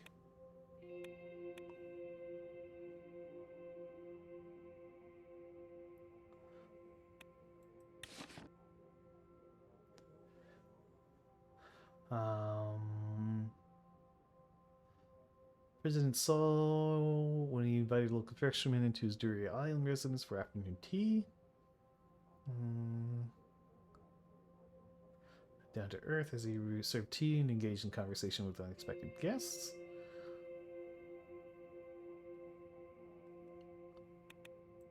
Okay. 54, 55 season ends. Okay. Football team. Okay. Tension was Lyrizia. Okay. Valdizzi Navy forces Agnolian drill ship to retreat from Highland. Oh, that's concerning.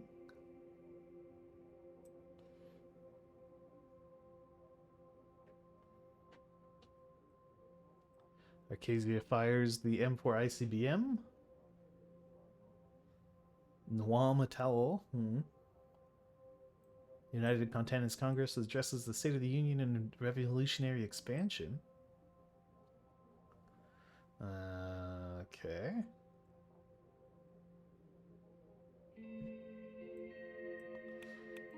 Okay. Republic of Agnolia. Diplomatic mission. Cheap steel imports.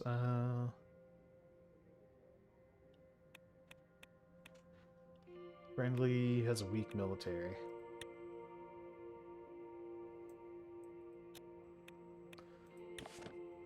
Agnolia has started new oil drilling operations very close. Okay.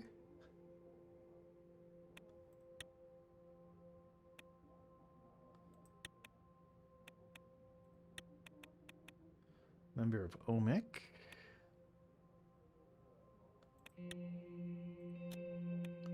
Unidentified object closer to Canali border.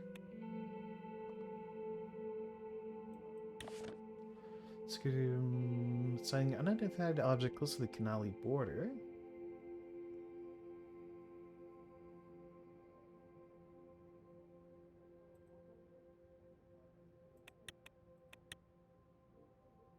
Interesting.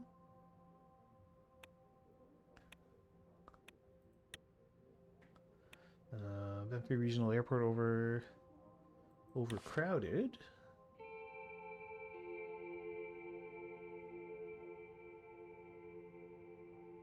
Okay.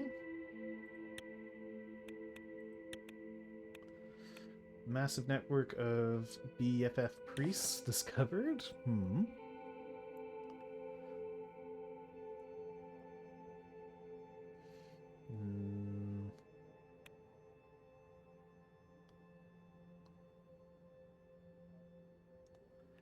Okay.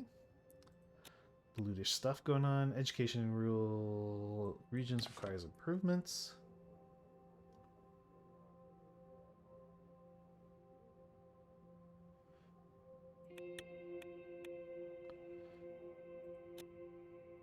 Central bank releases strong budget deficit warning.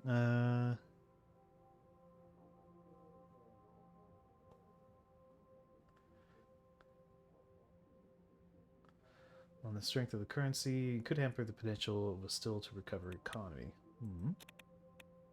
Military equipment outdated.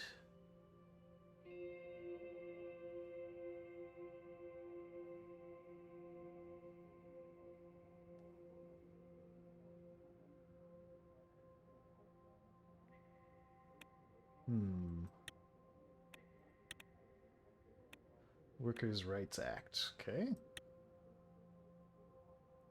Groundwork for fair compensation establishing minimum wage.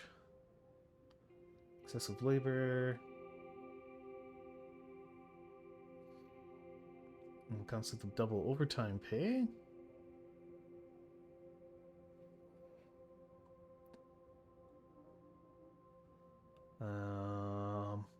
This will cost us even more budget. But you know what? The workers deserve it. We'll sign it.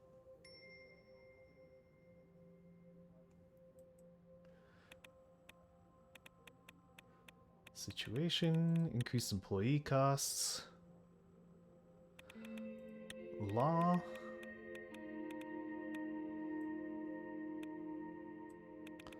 Workers' rights reforms. Improved working conditions. Look, green. Good.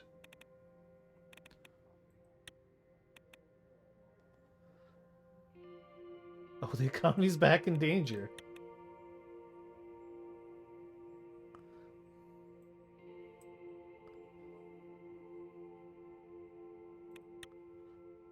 Why is the economy in danger?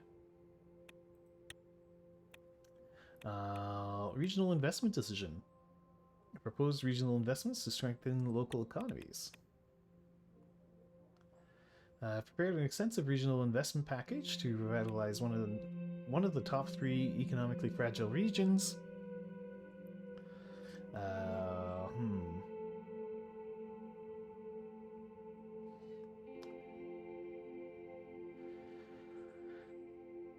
Let's invest in Bergia.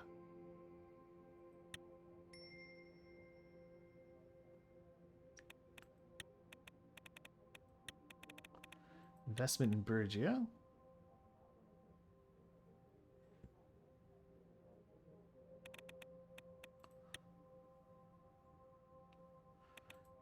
News government investment in Bergia.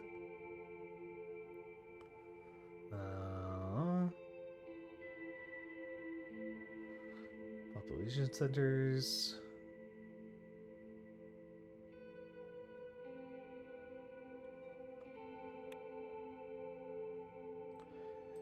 Okay.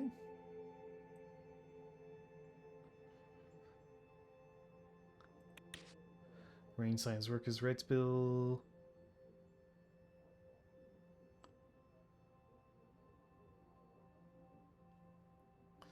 Okay.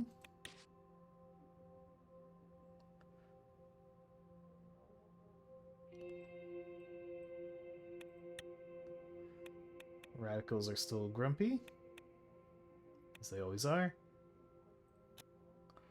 Budget, evening walk with Monica, budget allocations of law enforcement.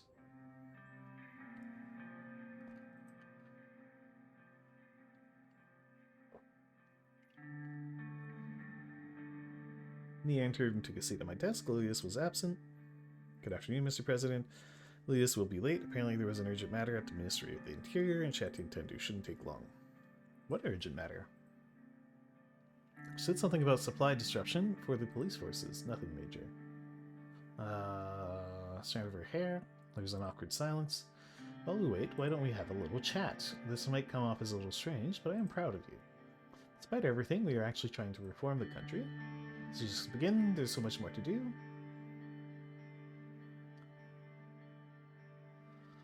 It's we, Nia, not me. I couldn't do any of this by myself, so I am proud of you. Well, thank you. You certainly have a way with words, don't you? Words are just words. Actions are what's important.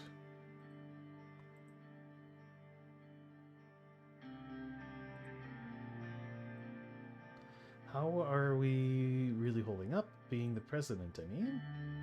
What have I done in my life? Nothing I can't handle.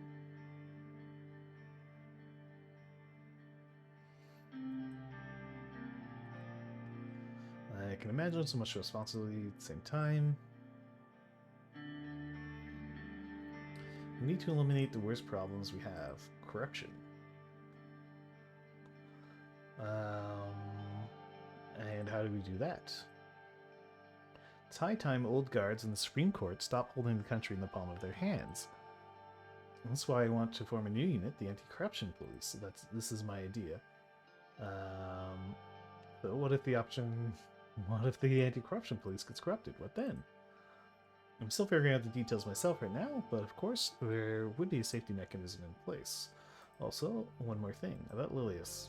I wouldn't trust her if I were you. She barely finished the sentence before we heard a knock at the door. Nia almost jumped in her chair, entered the room. Mr. President, Mia, I hope I'm not interrupting your conversation. No, not at all. We were just discussing a few things. Sorry for being late. There was an important matter at the Ministry. The security forces of Bergia are arbitrarily not cooperating with my department and created some minor annoyances. Unfortunately, due to my limited authority in the special zone of Bergia, I cannot control their operations. Luckily, they didn't completely botch their tasks, and actually uncovered a large network of priests that are recruiting Bergians for the Bluish Freedom Front.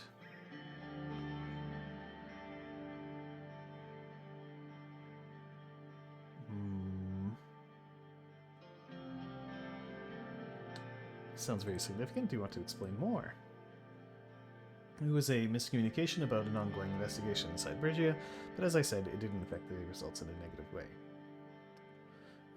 Troubling facts, blah blah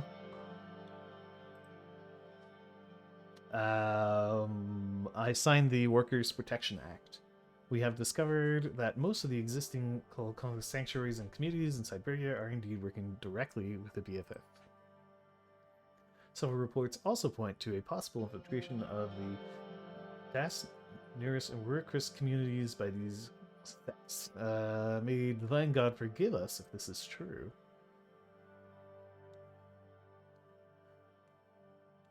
Tell me about the Gulkondists. I thought you might have encountered them during your university days. If you want my honest opinion, they're a group of dangerous radicals who follow the warped interpretation of Ruhekist. Ruhekist? Most faithful Nurists wouldn't want to have anything to do with them. Speaking like that loyalists, the majority of the Bluish community in Sordland province practice Golkondism. Don't normalize it, Miss Morgana. They are a plague on this earth. Even Orthodox Ruhekists do not like them.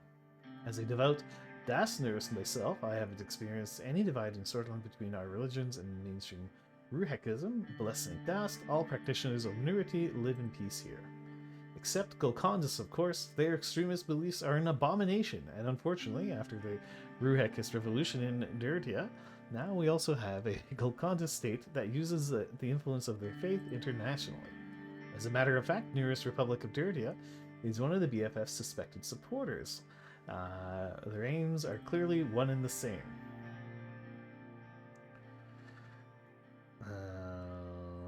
Do you suspect any other countries of supporting the BFF together with Rumber? I suspect the Kingdom of Rizia is involved in this. Increase the police budget, yeah. Is involved in this along with Thirdia. However, the biggest player is Rumberg, and we have clear evidence of their interference. Our forces must be on them. I think we should damage our international relations over unproven suspicions. Our direct neighbors have much more influence over us. Besides, this isn't the topic of this meeting. I think it's best to discuss this in an external security meeting when or if enough proof is collected. You're right. Well then, let's get straight in. We will provide a brief update on the situation with law enforcement. Go ahead. Yeah. The Ministry of Justice and the Supreme Court is working in close collaboration with the Ministry of Interior. I must add that thanks to the hard work of the judiciary, the law enforcement forces assigned to the Ministry are doing their jobs efficiently. I would call it a success of our forces on the ground, not due to the judicial drainage of our government. As expected, the budget increase has boosted morale of the employees of the law enforcement agencies. In these dire times, my people and NEOS people are especially delighted. This came as a pleasant surprise to many in the Ministry of the Interior, since it was not even one of our campaign promises. And for that, all I will say is bravo, this was an excellent decision. Agreed, as the Ministry of Justice, we are very happy.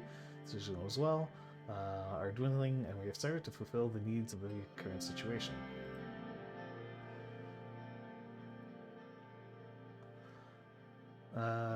Thank you, I'm glad you approve. Well then, let's move on to what we're actually here for. Due to the budget increases, we can start doing much more as the main branches of security in Switzerland. However, the decision has to be made about the budget balance between the Ministry of the Interior and the Ministry of Justice. Exactly. When deciding, you must look at the bigger picture. I believe you will make the right choice and pick the Ministry of the Interior. Why should I pick the Ministry of Interior? Ministry of Interior is a much more significant and important government agency that is in need of the funds, especially during these times when there are many protests in the country. Good luck prosecuting criminals or going through local government laws without enough judges, Lilius. What if I decide to balance the budget in between the Ministry of Interior and why should I pick the Ministry of Justice? Each day, the stacks of legal cases are piling up for judges. Cases for corruption and criminals are delayed due to a lack of funds. This seems to be an organizational issue, not a funding one. The Interior needs money, the money more for the police and local governments. What if I decided to balance the budget between Ministry of Interior and Ministry of Justice? It won't help as much. The current situation clearly demands that decisive choice be made to benefit the nation. I agree, we need to focus on one ministry to achieve tangible results. Of course, what would make the most sense in the current situation would be to support the much neglected Ministry of Justice that would improve the legal system in Swordland. Who brings the criminals before the justices? Let me answer. The police force is connected to the Ministry of the Interior. I'm ready to make a decision. What will it be? The funds will go to the Ministry of Interior to be used to improve. The budget will be distributed equally.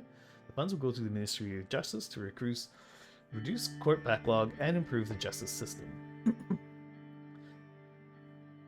We need good rule of law to improve our institutions. Bad decision making, the right choice. It was time the Ministry of Justice got the funds it needs. Must return to the Ministry to implement necessary changes. Very well. See you soon, Lilius. I need to have a few words with Mr. President.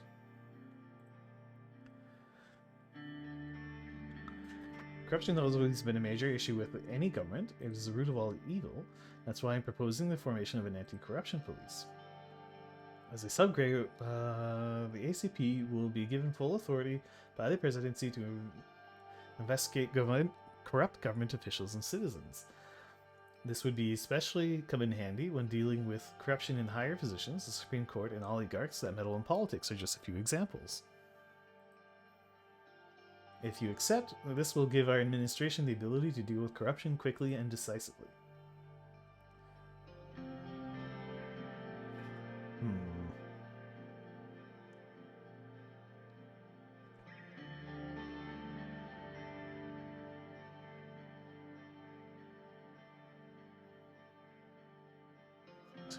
Court corruption, you say? Yes. The people blocking our reforms?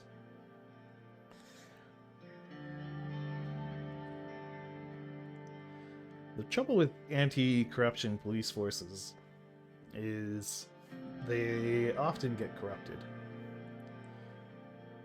themselves,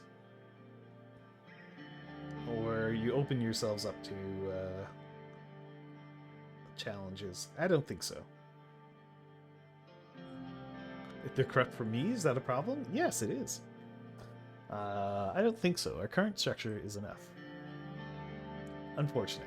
Regardless, this has been a very productive day. I have to take my leave now as well. I will be in touch. Nia got up and left the room.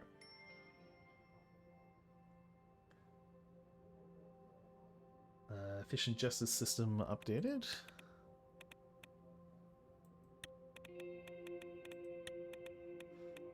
Bluish problem. Positive judicial player. The recent increase in the justice budget has positive impact on the morale of the judicial personnel, leading to an increase in respect in the government's effort to improve the justice system. Have resulted in a significant increase in judicial efficiency. New technology and streamlined processes has reduced the court backlog and led to quicker responses by judges, and fewer delays and more just legal system overall. See? Excellent changes. Alright, what's in the news? Recession is going faster. Oh no.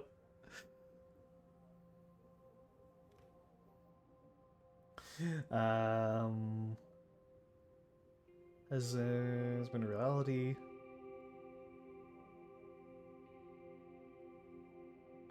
Unprecedented magnitude of decline in employment. Okay.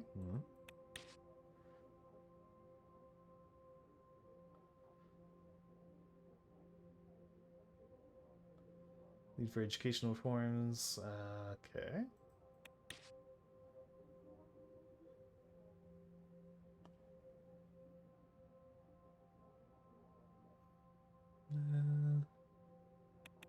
Okay. Oh, but look! Economic stability is going up. It's almost at high.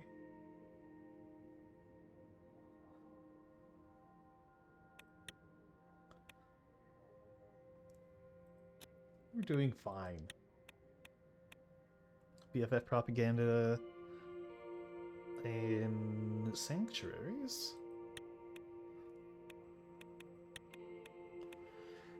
Wide network of priests working. Da, da, da, da.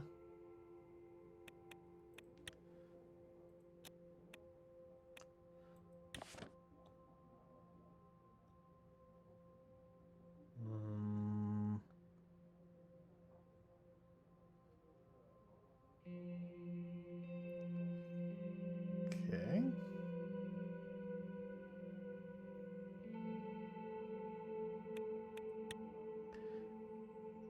Yeah, can I just donate my personal wealth to the government budget? An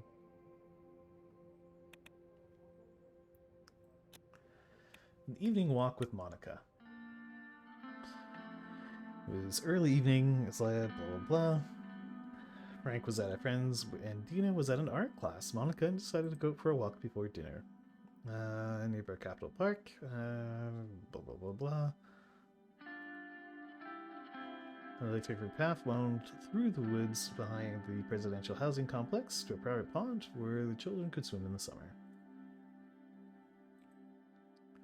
Monica met me by the door and we put on our coats and hats. I was going to suggest we walk towards the Salt Square, but the guards told me it's been closed for yet another protest. I wonder who they're protesting this time.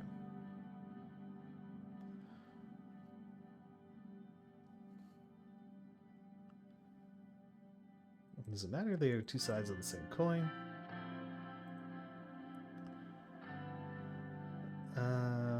Changes one's perspective. Alright, it's not worth the security.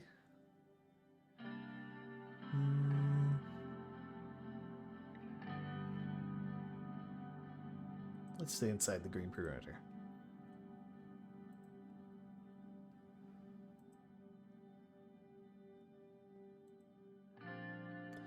Monica broke the silence. So how was your day?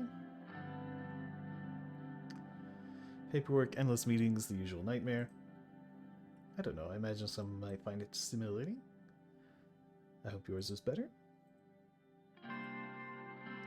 It's fine, caught up on some reading while the children were at school.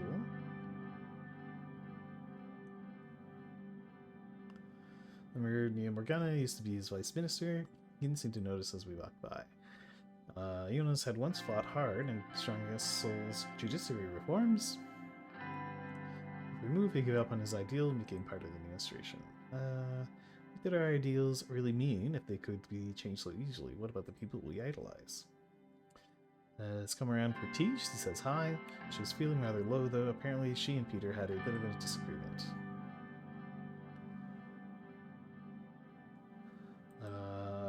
Peter's in the doghouse again. How did it happen? Apparently, Peter had too much whiskey, as usual, and didn't behave when Evelyn's father was over for dinner yesterday. You know, Peter, what do you think of it? That's Peter, perpetually pickled. I'll have a talk with him. Good. Evelyn seemed close to tears. Being married to a Sherlock would make anyone turn to a bottle. Holy cow. Aren't you glad you and I don't have these kinds of quarrels? He didn't say anything. We kept walking. You know, Evelyn hasn't been the same since what happened to her at Holsford last year. You remember how she got fired for supporting Alfonso? Peter tried everything to get her job back, but it didn't work. A sad day for journalism and free speech in Swordland. Enough about the Vecturns. I also spoke to Janice on the phone. Ooh. You remember my friend from university? We were in the Swordfish Literature class together. 2 years younger than me, red hair, scar on her forehead. We had dinner with her and her husband once or twice. Neither the name nor the description rang a bell. I still don't remember her, but go on. Right, that Janice. Anyway, she's been working on as an executive assistant at the Violet Pictures film studio. Became pregnant and asked her boss for maternity leave, and guess what? She was fired for it.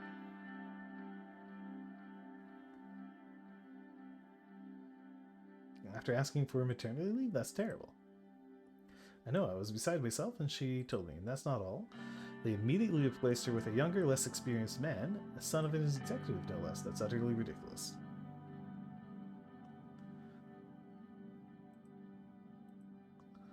I'm happy you agree with you. As it happens, another friend works for a television station and is hiring secretaries, so I connected the two of them. It doesn't solve the deeper problem, though. Exactly. I knew you would be on the same page. Women in this country are still seen as wives and mothers first, human beings second. They are harassed at work, underpaid, blocked from positions of power, and those are the lucky ones. The fact that there are still places in this country where little girls like Dina are denied the right to an education. Yes, and I will do what I can to change that. Go on. These little girls and people like Janice need someone to speak on their behalf, a role model, a successful woman. We had reached the pond at the end of the trail. A park bench overlooked the water. Monica gestured to it, and we sat down. Which brings me to my point. I know that the mayor of whatever place will be delivering a speech at the annual opening of the Bentley Festival. My wish is to take his place and deliver the speech instead. This was one of Swordland's most influential politicians. He started his career in Bentley. Okay.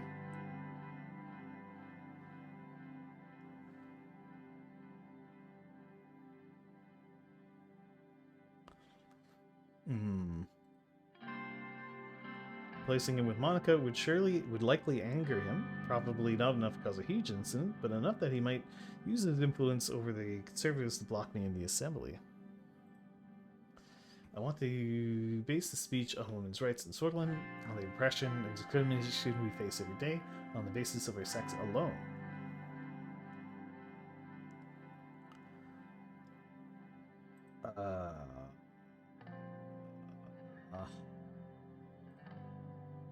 Monica's eyes were blazing with a fire I hadn't seen since we were students. She wanted this badly, but I had to be careful with my promises.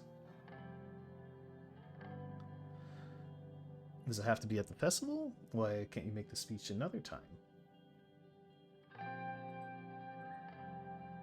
Has to be now. Thousands go to the festival and millions watch the speeches at home. Swordland's women can't wait any longer.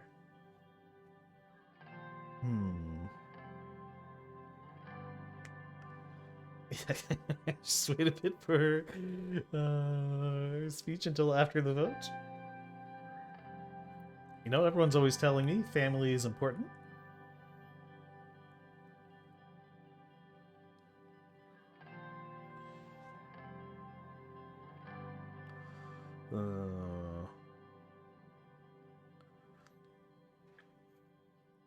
It's just a speech. What's the worst that could happen? You have my full support. Always.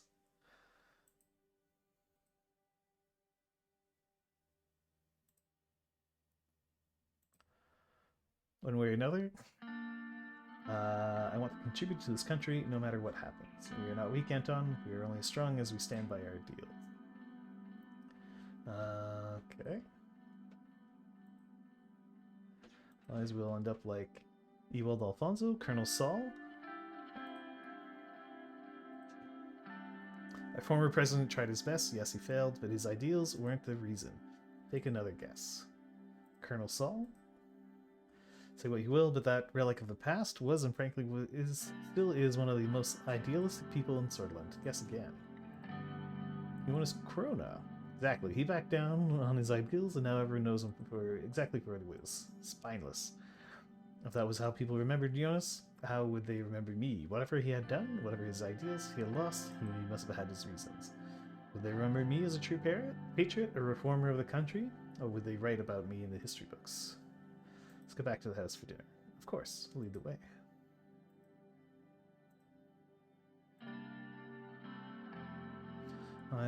Esther informed me, so let's say Monica would be making the speech in his stead.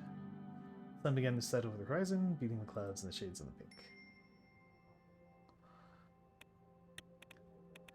Let's see. Order. State security privileges situation. Nationwide peaceful protests.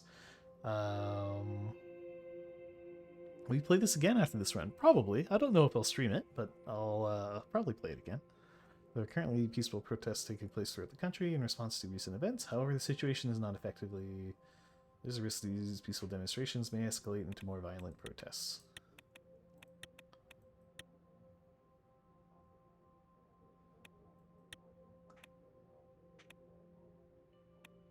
Construction issues?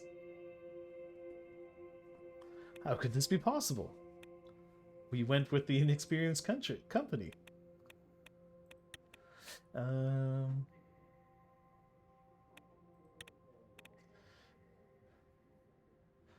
Golconda's violence and dare.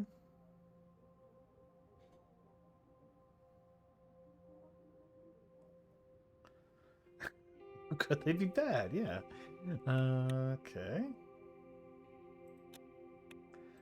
Bombs police station.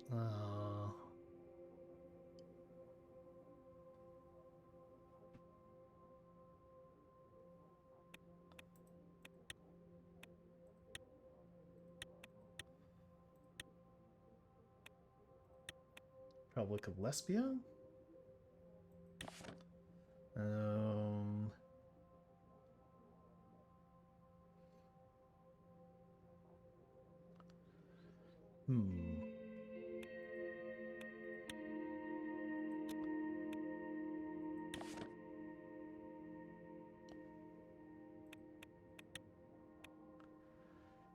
Okay. Golconda's violence in Soilland.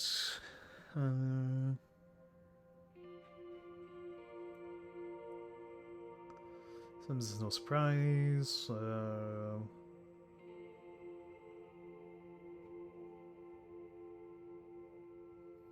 Okay. Royal Emerald Energy. This would be a lifeline to Gasm. A lifeline for Gasm. Okay.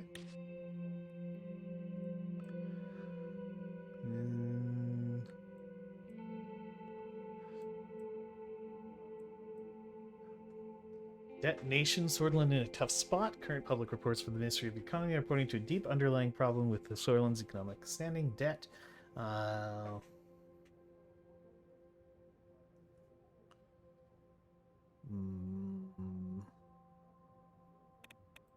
Okay. Maybe surrounding nations. Denounces Arcasian base. Okay. Condemns Arcasian soldiers in Lesbia. Okay.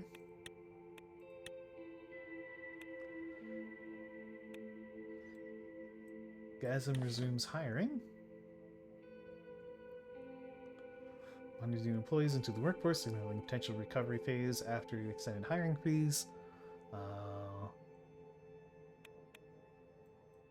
Okay, good.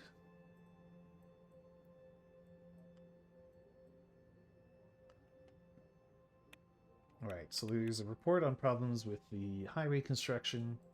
Let's take a look at that one first. Created a secondary opportunity to visit the seaside tile known for its salmon. Were employed for construction work by the new highway project. The main purpose of their visit was to resolve the strike that began to endanger the deadline. We gathered at City Hall. Simon looked a little worried, but Lilius was dead serious. There was a message of support from the mayor of Arvery, who was grateful for the H3 investments. After dinner, we moved to a meeting room. Simon began. Tyrus Holdings had reached out to us and requested more funds. As per the report they have sent, to finish the highway on time, they realized more capital is necessary due to the new labor laws. We scheduled the construction to finish sooner, but Tyrus Holdings might miss that target with the current trajectory. This is unacceptable. I should have known that a cheaper offer wasn't technically possible. We wouldn't have this issue if you decided to go with SSC instead of Taurus. Now they are requesting more funds to be able to cover the increased costs. If we don't provide, we could face a delay, which would endanger our reputation.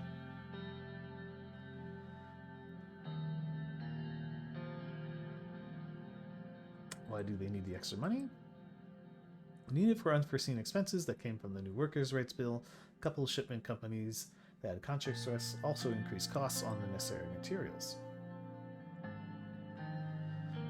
We should appoint a direct manager from the cabinet. One thing is for certain, our administration must avoid working with tourists in the future and opt for safe choices like SSC.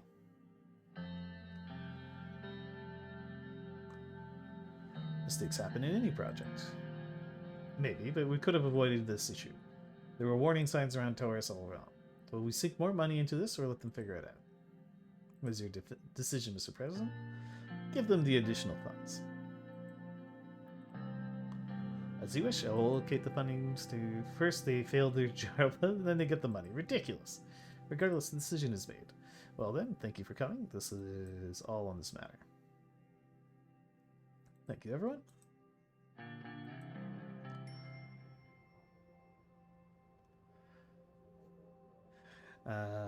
Okay. Oh, look at that.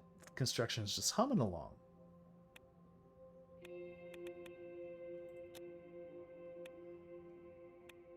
Discussions on changes to the tax system. We were at the top floor of the Business Council meeting, which had a great view of the beautiful Lock Haven located outside from the tall glass windows. There were mostly cargo ships carrying precious goods in and out of Swordland.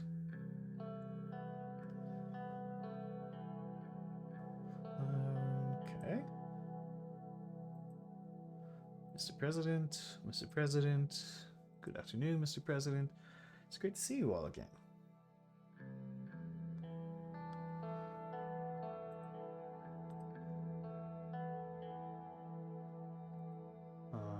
Before we start, I would like to mention some rumors that I have heard. Workers' Rights Act did not sit well with many business owners, especially the first section about minimum wages. I heard the same. This has caused these businesses to lose millions of rents just overnight, especially during a recession.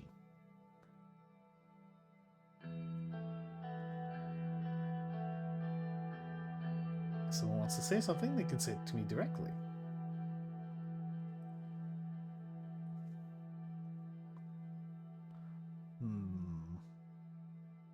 I don't care about rumors. If someone wants to say something, they can say it to me directly. First of all, I would like to thank everyone here for their work on our tax system reform. We all know how complicated our current system is, and this work wouldn't be possible without you. The ultimate goal here is to end the recession. Before we move ahead and start formulating a plan, we need you to determine our direction. We have a few possibilities as a result of the work we have done so far. Can increase, maintain, or decrease the taxes for large corporations. I believe some of us in this room have a few strong opinions about this. In parallel, we can increase, maintain, or decrease taxes for small and medium businesses. We'll start with the large corporations, and we'll move on to the small businesses. What is the outcome if we increase the taxes for large corporations? Simply put, if we increase taxes, we will have more government budget to spend, which may come in handy. On the other hand, it's not directly helping us to revitalize the economy. So our government is already in debt. This might be a way to get out of that debt. I do believe there is one way to get out of the recession. It is through trade and economic contributions of large corporations. Increasing their taxes will turn them on you.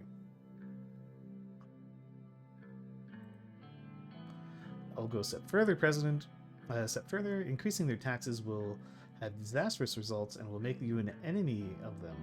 Trust me, Mr. President, nobody wants to make an enemy of them. Maybe you're right.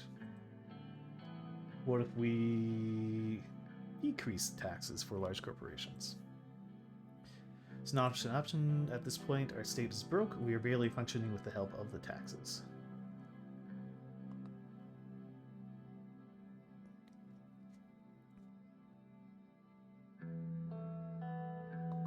I see. Is there any downside to keeping things as they are? I'm of the opinion that if we don't make any changes, nothing will change. To stop a recession, we need to do something. I think so too. Agreed. What does everyone think we should do? I don't think we can do anything at this point. Though I would have preferred to although I would have preferred decrease in taxes, it doesn't seem to be the best option. Our international trade is driven mostly by the products of these corporations. They are the backbone of our economy. Exactly, an increase should be out of the question. These companies are the backbone of our economy and our way out of the recession. I'm ready to make a decision.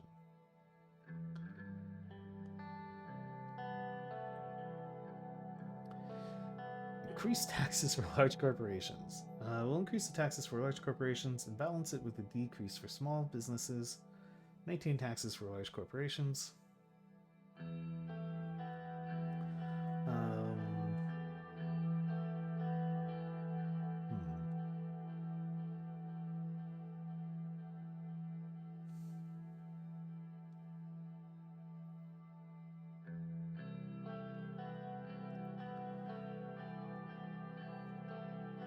Increase taxes for large corporations. We'll increase the taxes for large corporations.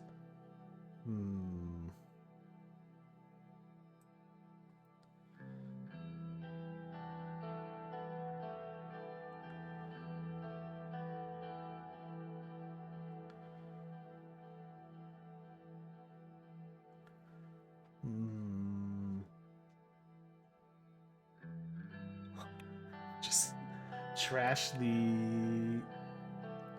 the budget by slashing taxes.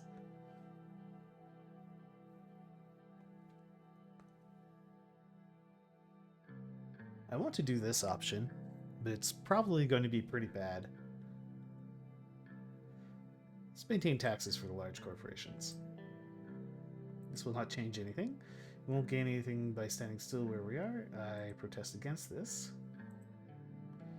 Well then, I have made and I will put an implementation. What is the outcome? What if we decrease the taxes for small and medium businesses? Fortunately, this is not a possibility. Our state is broke. We barely function with current taxes.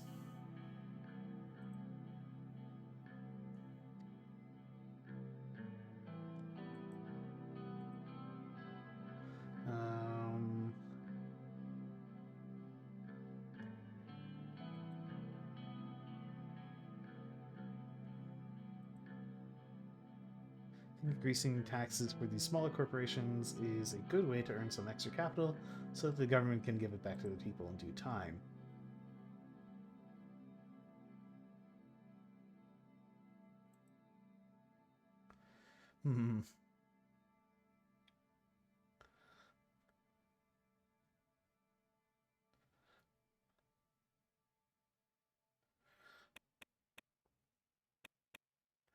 People need their hard-earned money. You might be right.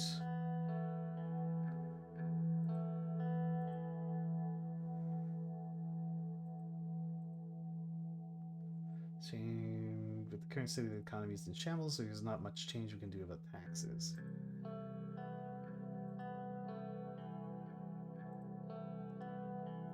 Increase taxes for small and medium businesses. Decrease the taxes for small and medium businesses.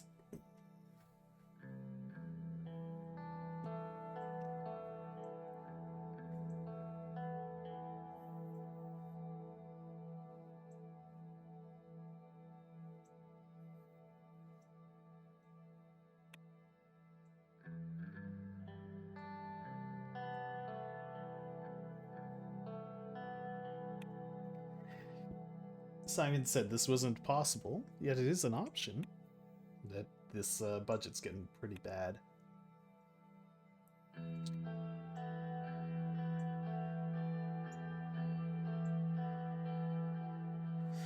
Yeah, I guess let's increase taxes.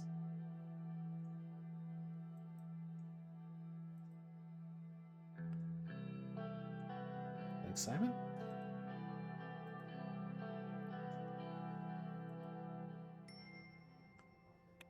Oh boy. Small businesses stagnate.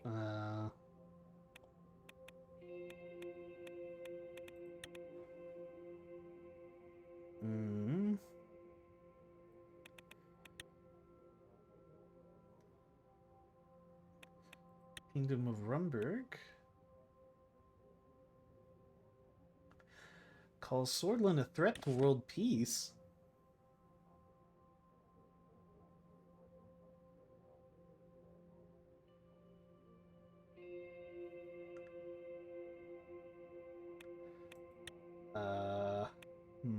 That's not good.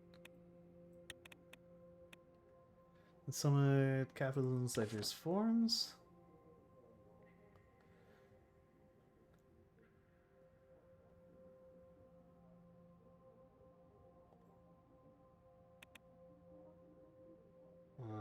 Okay.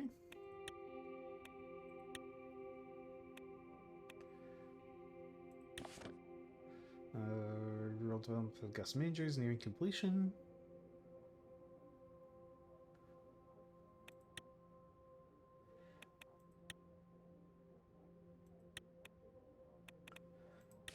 It's in the news. Okay. Taxes increase for small and medium.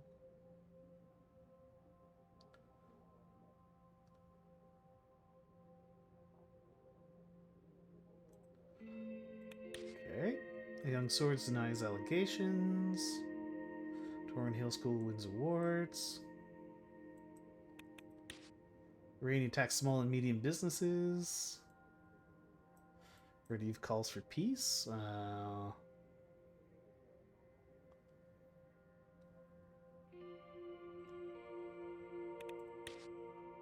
Smollett threatens new military incursion targeting BFF. Okay.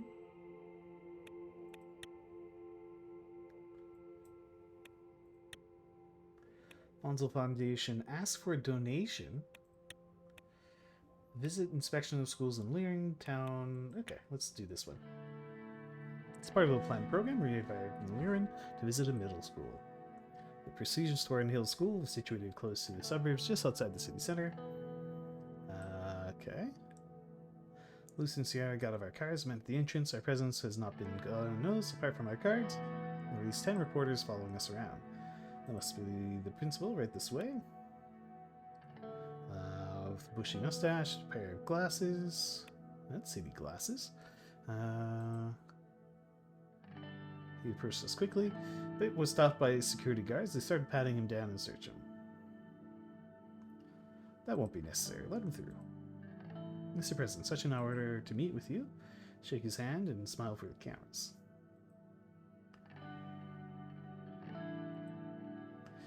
Welcome to our humble school. It's good to be here. Excellent. You must be Mr. Gallade. It's a pleasure to meet you. And Miss Waldo, so good of you to come all the way here. Thank you. At the entrance, the school's motto was inscribed on the wall in giant letters. Okay. Education is the premise of progress in all societies, in all families. Walk through the gates, and there were many students lined up in front of us. Blah, blah.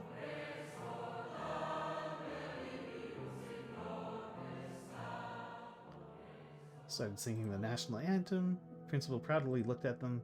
Marvelous, my dear students. After the anthem finished, all the students immediately snapped to attention and turned to me. It's more like a military institution than a school. Exactly. That's what we pride ourselves on. Discipline has the utmost importance in our schools.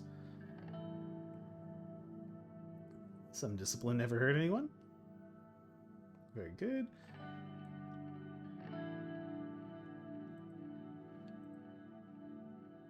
Sierra bristled. Up to a point, perhaps. Look at these kids. I can assure you that our students are very well educated. In fact, our school is one of the top 10 middle schools in the entirety of Swordland. Now, we will watch the students take their daily student oath. A boy and a girl went up to the stage and grabbed their microphones. The students turned to them. I am a sword. My strength lies in my blood. I will respect our honorable elders. I will protect the young. My life belongs to Swordland now, and it will belong to it forever. I will always follow the guiding light of Colonel Saul and the great swords. E Morgana Westcor, Victorn Sisda.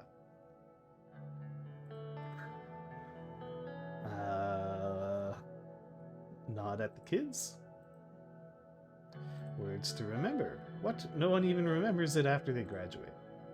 If you wish to follow me, we'll take a look at one of our classrooms. Through the hallways, we made our way to classroom 7A. As soon as I entered, the whole class rose up and snapped to attention. At ease. We sat down. The same girl and boy walked up to us. These are our top students and our top class. This here is my son. The boy came before me and saluted me like a military officer. Tell Mr. President what you want to be. Mr. President, I want to be a general, sir. I'm ready to sacrifice myself for my country and you, sir.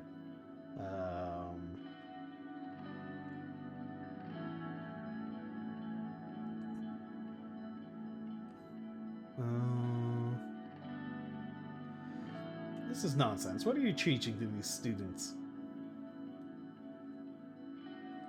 Good, you'll make a fine soldier in the future. At ease, General.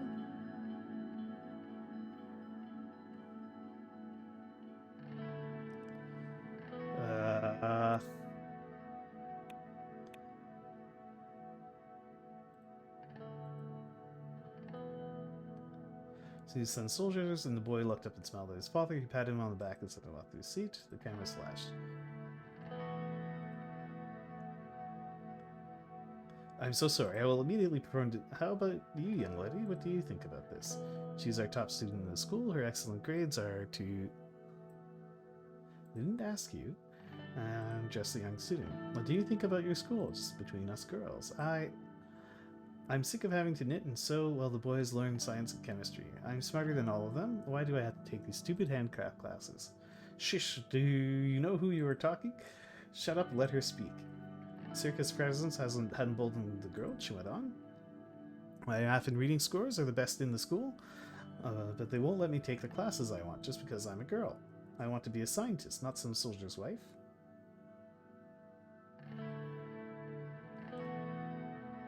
We need more people like you in this country. I applaud your determination. We need action, concrete action. We need to protect girls like this. Cameras flashed once again. Large portion of Colonel Saul.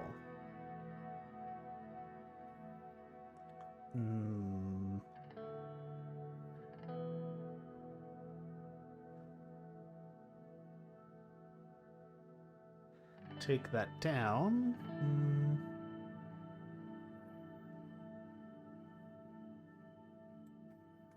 Don't say anything.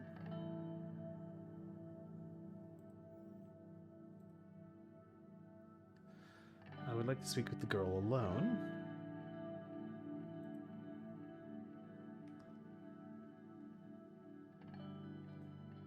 Thank you for the tour. All students yelled, but the boy whom I met was the loudest. Imoigorna West Corps. Vector insists da.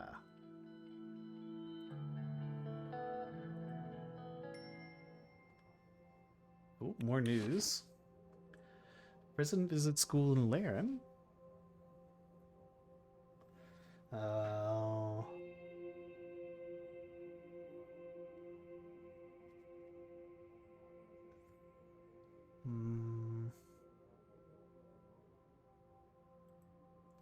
Assembly talks about prayer language.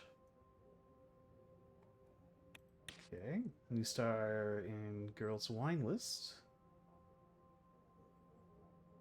Okay. Balance energy prices. For economy, marginally increase of 0.8.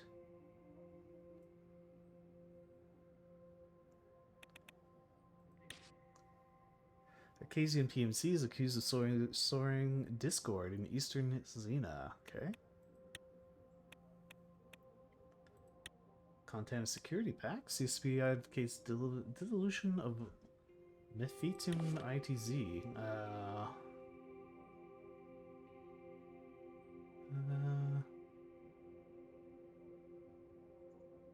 Okay.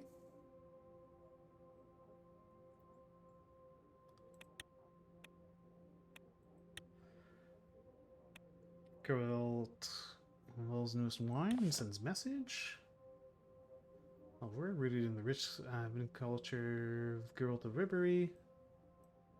Wine, like politics, operates not on a scale of lesser or greater, but on a spectrum of nuance complexity.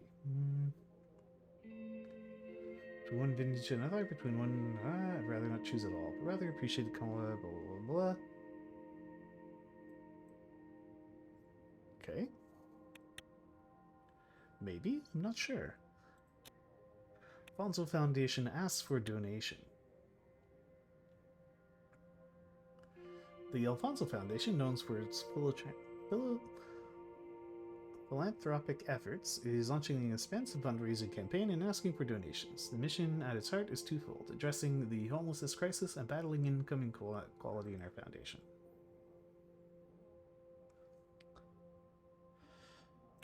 We will donate a small sum.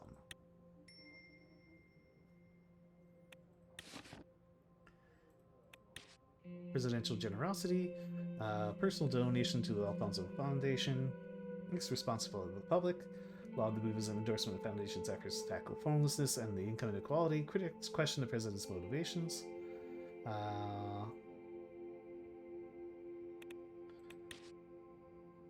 Charity or camouflage?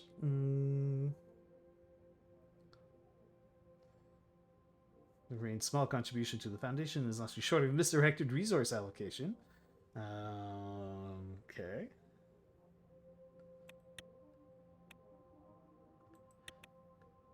Briefing on the proposal for education reform. We were in Liren, staying at our modest guest house for state employees. She was seated across from me at a table, going through documents. Sierra entered the room. After the visit yesterday, I couldn't even sleep thinking about the little boy and girl. I have never been more sure of my intentions to reform our education system. And put it on the table. I agree, an educational reform is necessary. Exactly. Those students have to repeat the same syllabus propaganda every single day. They are being brainwashed at an age when their minds need to be free. On top of that, young girls are denied the same opportunity as boys. They are forced into the role of housewife before they even reach puberty. Nothing changed since I went to school. Even your wife, we had to study twice as hard. Okay, yes. We need to bring change. We need to free the minds of these young people. They are our future. Very well. What do we need to do for an education reform? We need to keep politics out of the curriculum. Saul should only be viewed as a historical figure. Children shouldn't have to repeat his name every day. This is actively poisoning young bright minds. Instead of thinking for themselves, they're learning to take things at face value. You see the same instructions. Handcrafts like knitting and sewing should be taught to both sexes or not at all. It won't be possible with the amount of nationalistic indoctrination and narrow-minded thinking found in schools today. Okay, what will it be? And soon, what do you think? As much as I respect Colonel Saul, his time has passed. Now is our time. I think it would be a right step in a larger plan. Reform the education system. Will not regret it. I'll get to work on the work immediately. Now that the decision was made, let's move on. Very well. Skimmed over her documents before continuing. After the budget increased, the ministry quickly began formulating plans on how to effectively use the money. But before moving forward, the question of keeping education fully state-funded or allowing it for new private schools remains open.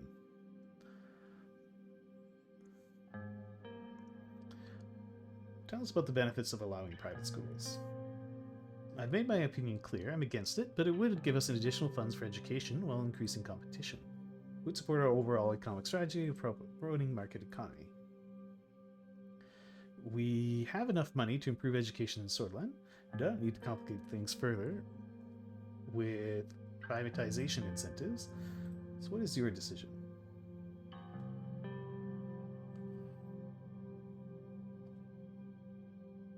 Initiate privatization to draw more funds. This should allow for more competition and quality. Plus 2 government funds. We will do. That should be it for now. I will get to work and report back later. It's been a very productive day. I will be returning to Hullsford. Thank you for your time.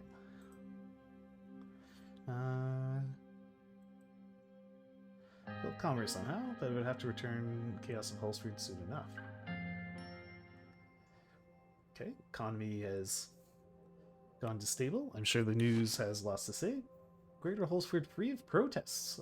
This week, a decisive intervention by government forces and police brought conclusive end to the paralyzing protests of the Greater Holsford region. Albeit necessary, left a tragic trail of casualties and had a profound impact on the economy. Oh man. In Swordland, we don't want a recession. Okay. Kater Rain is making a mistake.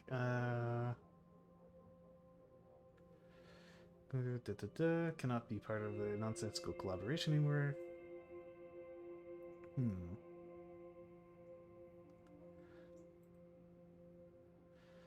Education, we saw one announced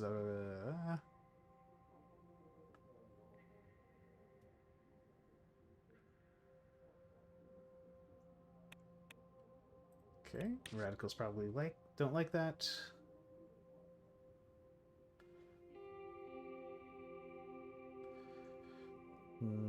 Okay. Welfare, education privatization.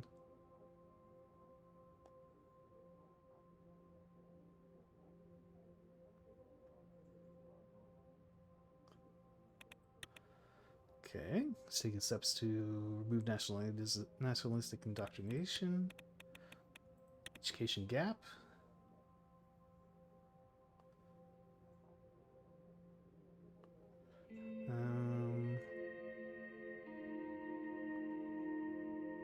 Okay. Modernize education techniques.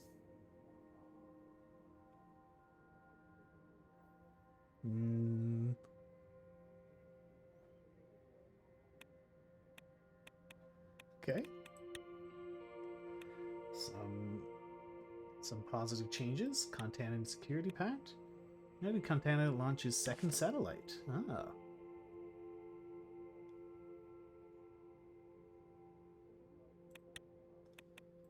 Holsford.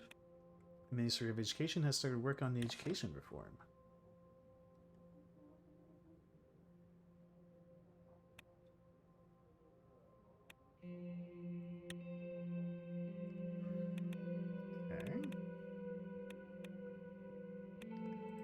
Going on in Volgan, Groony Rural Development Investment.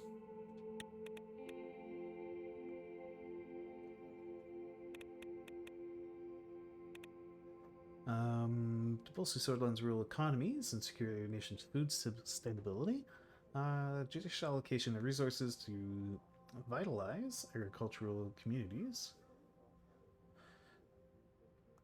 Our potential strategy is the provision of subsidies for new farms, encouraging more players into the agricultural market. Alternatively, the Major proposes an investment in the mechanization of existing farms for productivity or the initiation of crop research to foster innovation.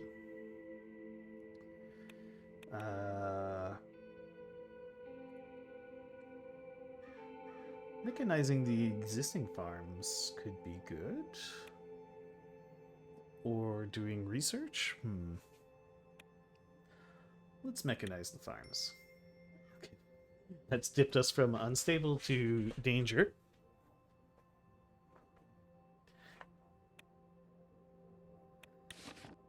Mechanization, the key to agrarian progress.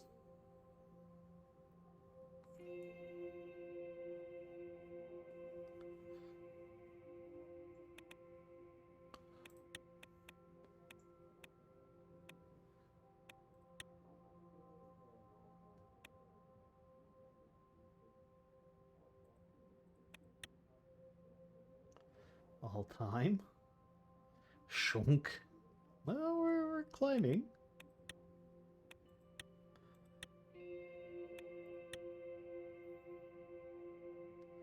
Alright, what's going on in Holsford? Meeting with Gloria Torre on planned reforms. Arrived at the Grand National Assembly, which had only 5 minutes to drive from the palace. With Gloria Torre, one of the leading figures of the USP.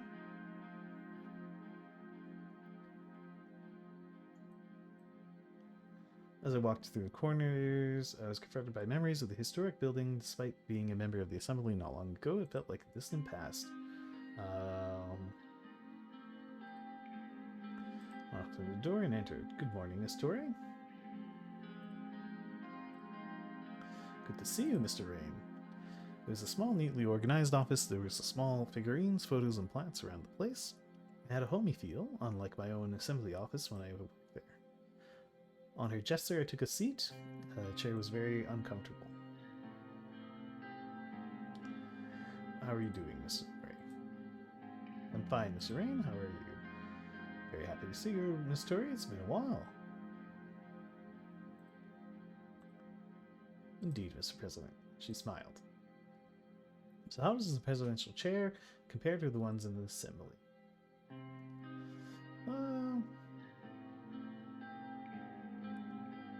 Not as good as you imagine.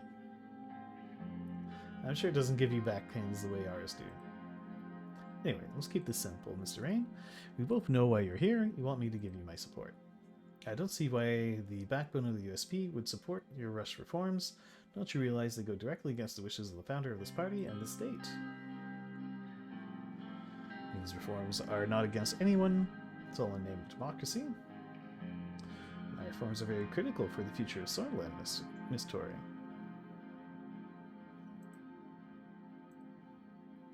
They're certainly critical for destroying what our party has worked so hard to build. You'd like the USP to disintegrate, wouldn't you, Mr. Even though you owe everything to Colonel Saul, I think you never liked him, nor the party he built.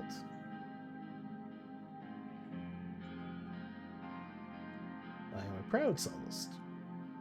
There's nothing personal about this, Miss Tori.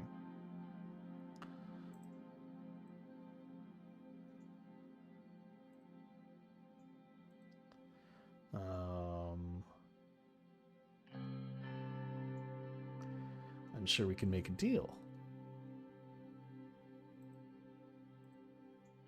I'm not so sure about that, especially when you're trying to decrease the electoral threshold. You must know that this will mean bringing the communists into the assembly. You probably have to have a deal with either them or maybe the RFJP. Friends seem to be positive about giving you support too.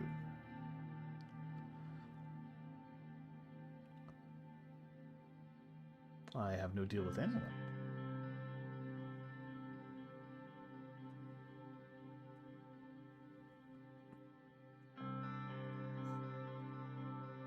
I don't know how your acts can even be justified inside the USP. Decreasing the threshold to 3% is unacceptable. You'll be bringing all the marginal parties into assembly, reducing our majority. I cannot allow you to destroy a party. Either this point is removed entirely or there will be no discussions.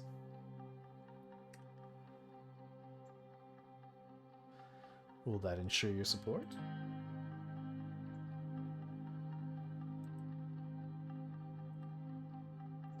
I don't know what to say before seeing commitment from you, Mr. Rain.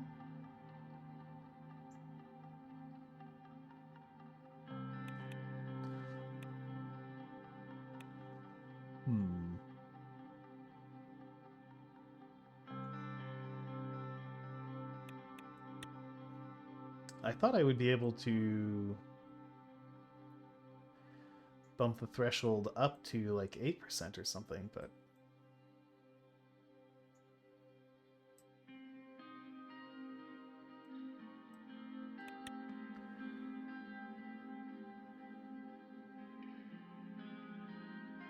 the same goes for me.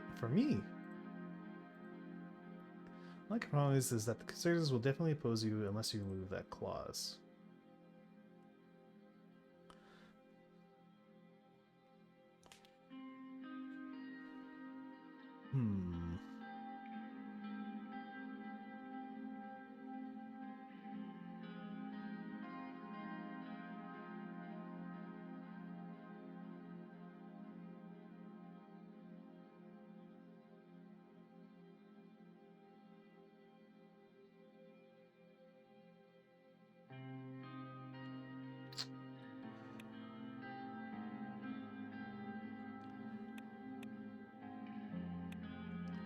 I would like to increase the threshold, but I don't want to remove it entirely.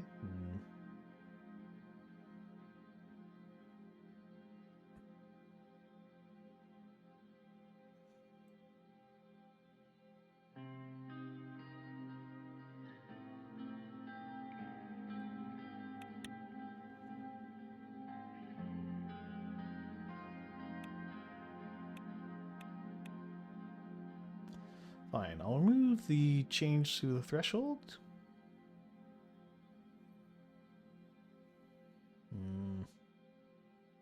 I really don't like that.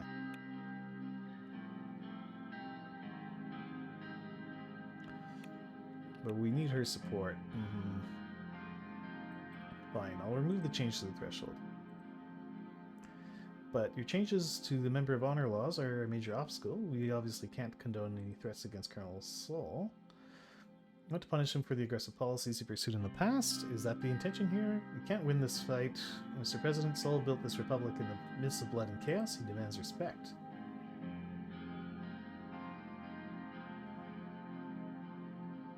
What makes you think that I don't respect him?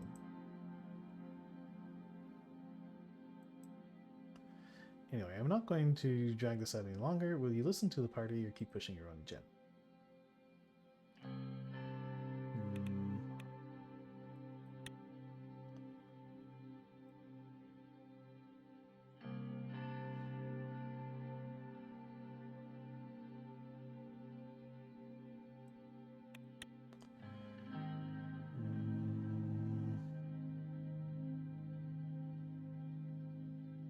I mean, this doesn't really matter that much. Fine.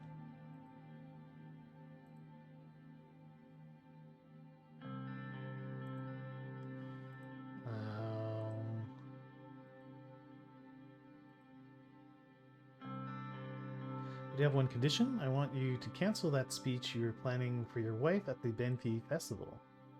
Your Leslie is not only popular in Benfi, he's one of the most influential members of the USP's conservative wing. We wouldn't want to upset him, would we?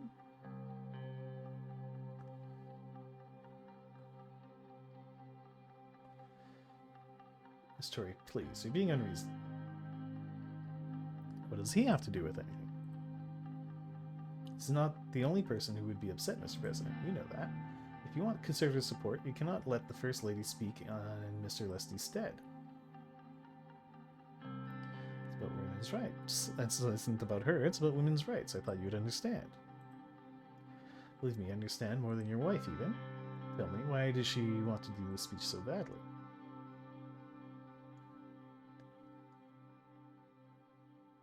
She wants to give Scottish women a voice.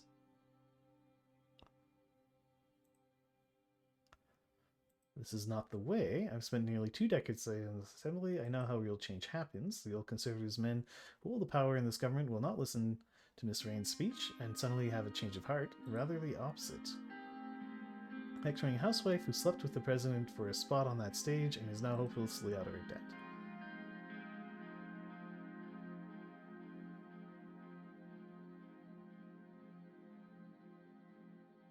That's unfair. Monica has been campaigning for women's rights since I met her. He's telling you what others will think. Listen, I do believe the status of women could improve during your administration. Your new education minister has been gathering ideas for the bill that appears quite promising. But you've got to have patience. Having Monica speak now will be detrimental for all of us. You just let Mayor Leslie have his little moment in the spotlight. His time will come soon enough.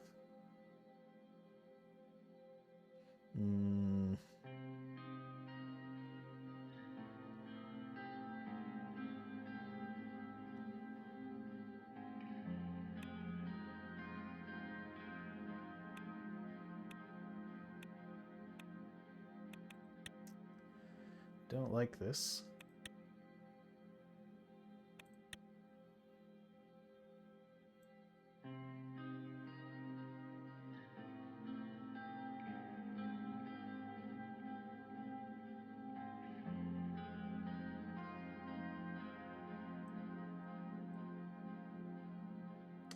I wonder if they would have fought this as hard even if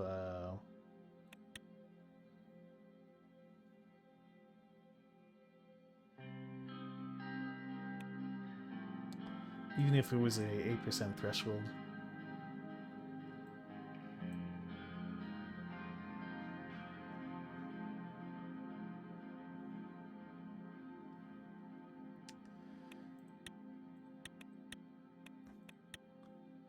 The threshold was honestly the thing I wanted the most out of all this. Feels really bad to give that up. No. Monica will speak at the festival. We are at an impasse. I won't be able to help you. I wish you luck gathering the signatures you need.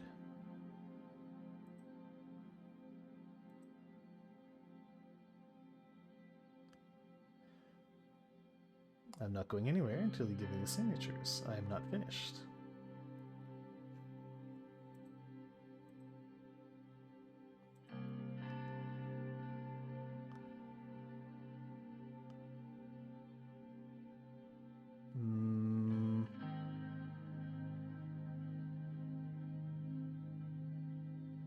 Please do not humiliate yourself further, Mr. President.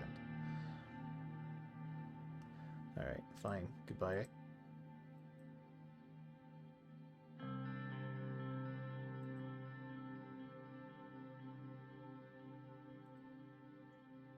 Went outside, Serge drove me back to the palace where I met Lucien and told him the bad news.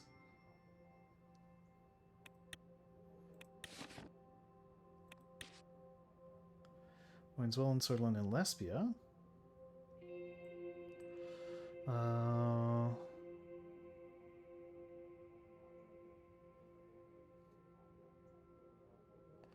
Victor Smolak, who was planning to carry out genocide against the British people.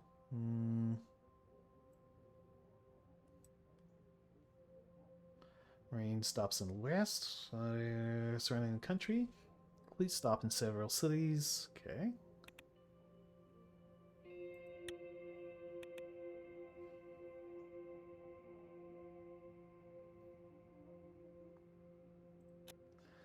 Lucien offers to play chess. Sends invitation for a strategic game of chess within the sullen quiet of the presidential office. Don't play and relax at home with family.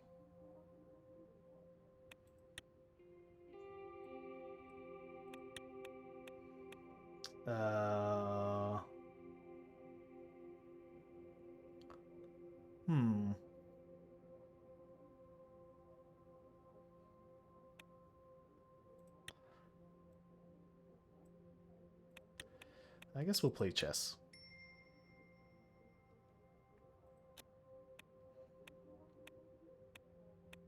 Even chess game. Evening descended on the capital as Lucien and I found ourselves alone in my office. She strategized the chessboard. Some of it reminded me of simpler times, late night strategy sessions during the chess matches. We used to escape the political chaos into a world of rooks and bishops. We're both tense and friendly, a reflection of our long history together. The strategies both on the chessboard and on politics had the same unpredictable edge. A soft knock interrupted my reminiscence. Came in with your usual coffee. She noticed the chessboard and smiled. Long nights of strategy planning and now a game of chess. You two never stop thinking, do you? Always a pleasure, even more so when you bring coffee.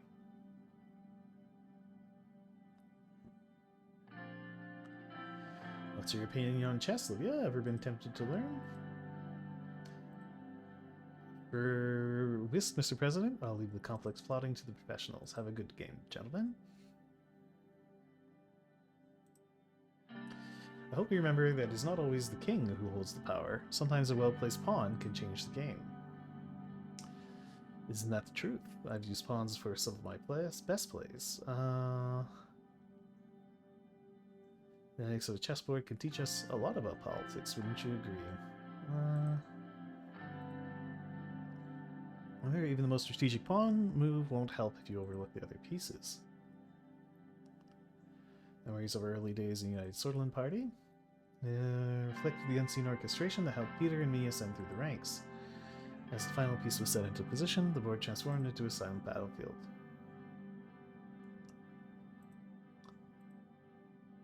Indeed, Mr. President, a game of chess is exactly what we need. Which color do you prefer, black, as usual, or white at this time?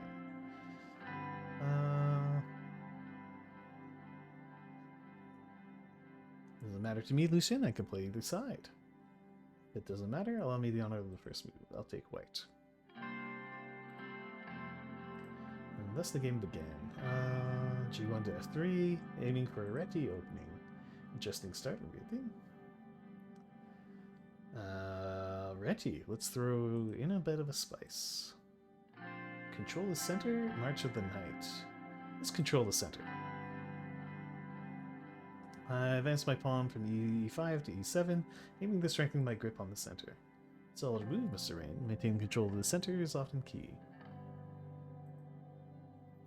His next move was calculated and swift. The bishop guided from f1 to g2, preparing for a potential kingside castle, fortifying the pawn structure.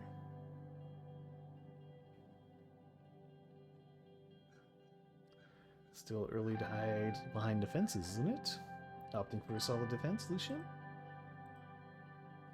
Every castle needs its walls.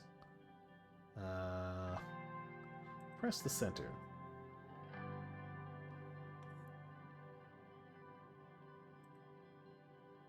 This stage was set. The opening maneuvers had transformed into a mid-game battle of the wits. Each pawn pushed, every subtle repositioning had been showing my strategic powers and my resilience. The next move would prove crucial. Menacing my vulnerable kingside. Stakes were high. A bold pawn advance could release my rook's potential and threaten Lucian's knight. On the other hand, I could gamble with a Romish gambit, a risky play that could wrestle control of the center away from him.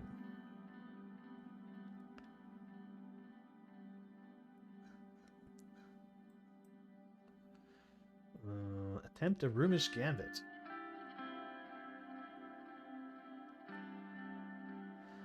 Let's attempt a Romish gambit, whatever that is. I attempted a Romish gambit, so I decided to risk a critical pawn, hoping to gain advantage in the middle of the game. Romish gambit, pushing down the center. Bold, but risky. Risk often comes with rewards, Lucian. Sometimes one must gamble to win, Lucian. He calmly slid his queen across the board, threatening my isolated pawn. His subtle smirk revealed he understood my gambit and was ready to counter.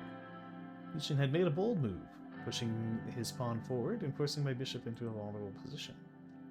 While the urge to secure my threatened bishop was strong, an enticing opportunity also lay before me, a potential double attack on Lucian's king and rook.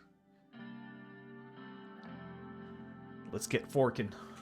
I maneuvered my knight expertly, landing on the square that poses a double threat to Lucian's king and rook. A daring maneuver under fiery pressure, you're an adept tactician, but just as far from over. In response to my knight's threat, Lucian moved out the threat, creating a barrier between my knight and his king.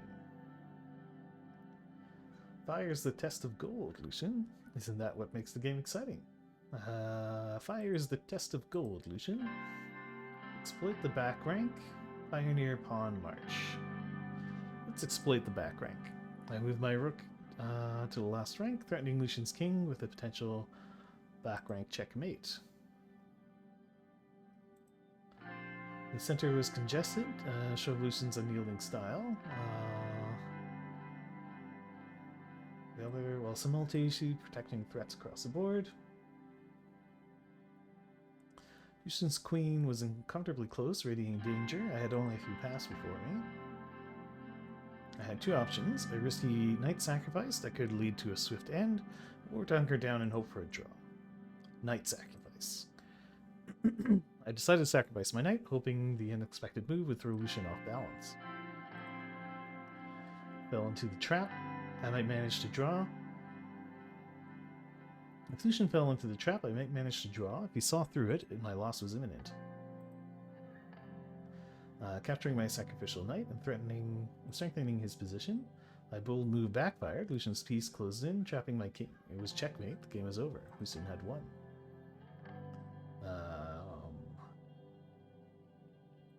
You outmaneuvered me, Lucian. Well played. Thank you, Mr. President. You put up quite a fight. We learn less from victories. Lucian and I slowly began to dismantle the chessboard, each piece carefully placed into its protective case. The high stakes and strategic intricacies of this game remind me of the trials I endured early in my career, although the situation there was rarely as black and white.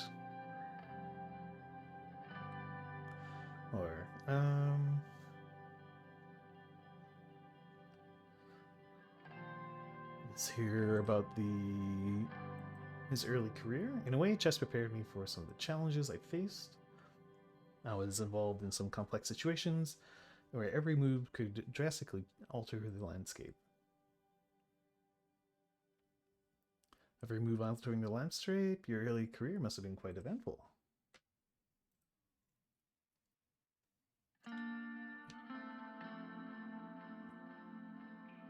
Indeed, Mr. President, my past isn't without its share of shadows. There was a time when I served in a capacity that wasn't so straightforward. I danced on a nice edge, every step carrying deep consequences. Okay. Can you tell me more about this different capacity you served in? I can tell you that there were instances where I found myself in the midst of, let's call it, intelligence work. It was a complex dance, rife with deception and shadows.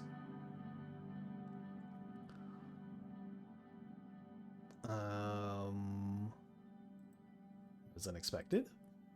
It's true, sir. During the late Kingdom era, I found myself part of the King Edmund's intelligence services. Manner many would find objectionable. Much as I'd love to elaborate, I must take my leave. Thank you for the delightful match.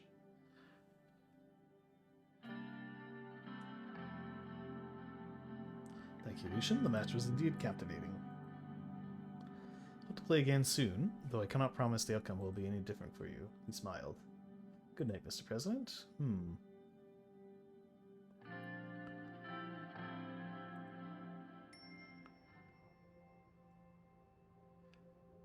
Okay. Meeting with Albin Calvin on planned reforms. Within the party in my cabinet, it was time to talk to Alvin Calvin, the reformist wing, to get the support for the proposal. I also plan to finally present a more fleshed out proposal and declare an agenda to the party after the meeting.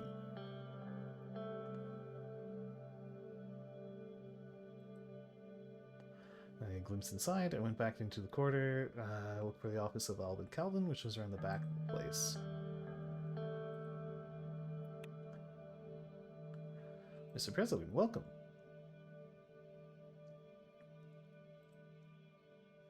Just there, I took a seat. How is everything going, Mr. Calvin? It's been busy. The party has been working very hard, Mr. President. Thank you for asking. How is it going in the palace? I'm feeling pretty good.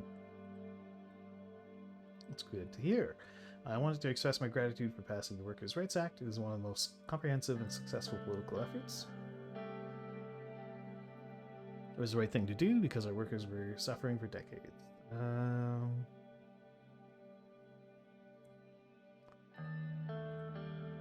Indeed, the people will credit your administration and party for positive changes of their lives. I have to say the close collaboration between the palace and the party is going well. Looking forward to what we can accomplish with the reforms. Anyway, let's talk about the proposal. Where Gloria and I don't see eye to eye. I have to say that most of the progressives were already starting to warm up to you. Created quite a bit of excitement. We could say... Status of the draft proposal. So we may need to contain your extent. I cannot support this in its current state. What's the problem? Where to even begin? First, I'll say that I'm concerned about the drastic decrease in the threshold. The reformist wing of the party will do its best to boycott it.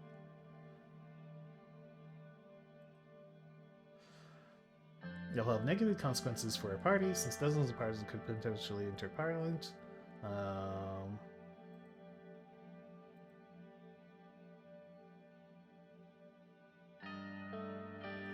Expecting a reform about the term limits. This is only my first term. It's too soon to bring term limits.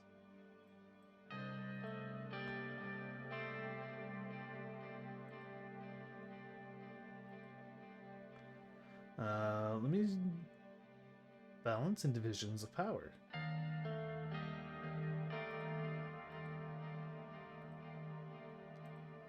I thought there would be some reform about the extensive decree powers.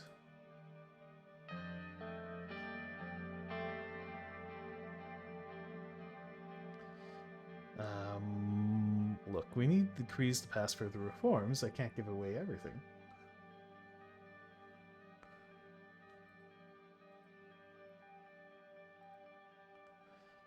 Fine. I will bring a limit of 2 terms.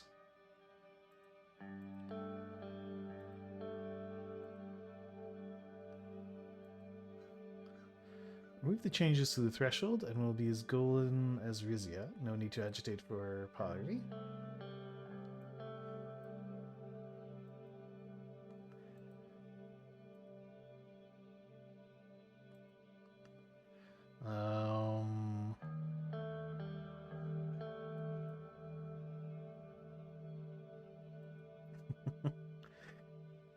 I will consider you if you prove yourself useful in the vote.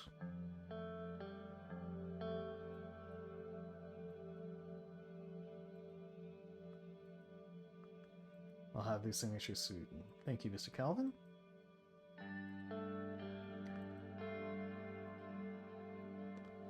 In the distance, after a while, the preparation for the conquest began. I prepared my notes for the speech I was going to make.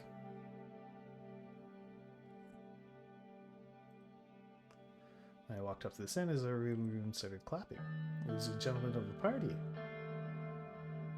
brothers and sisters of United Swordland.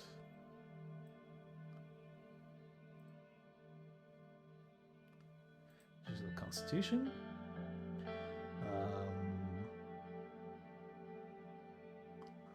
The people of Swordland have spoken. They admire institutions and our systems and want change. Can you blame the people? Haven't we had enough with the flaws of our constitution? We must listen to their wishes and get their trust in Swordland back.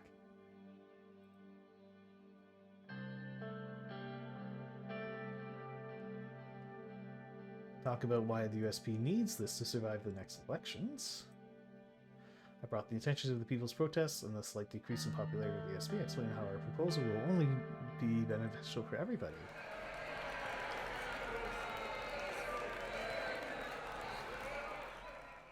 Later, I explained the contents of the new constitution and asked their full support for the proposal.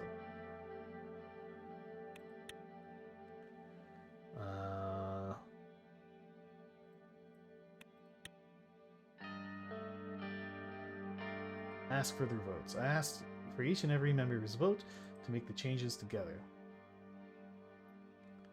I made a sign, saluted everybody in the room with one last time, and bid them farewell before leaving the stand. Okay.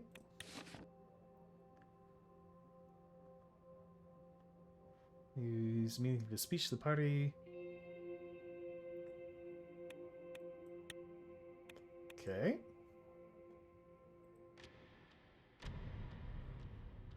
Balance of power in Eastern Maricopa.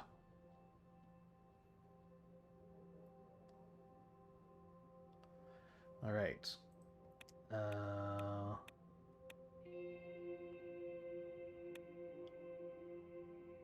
What do we have? Benfi. Infrastructure at full capacity.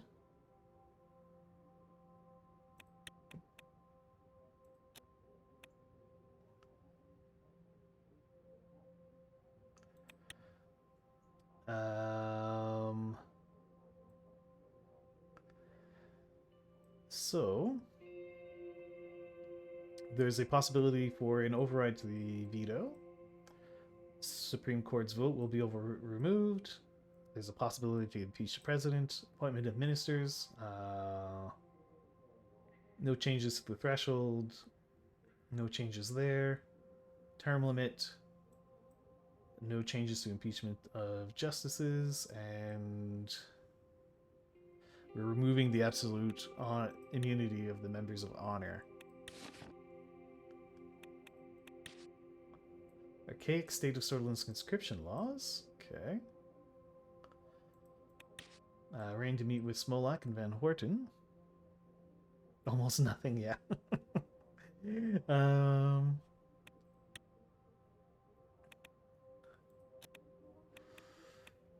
Ministry of Health discusses privatization.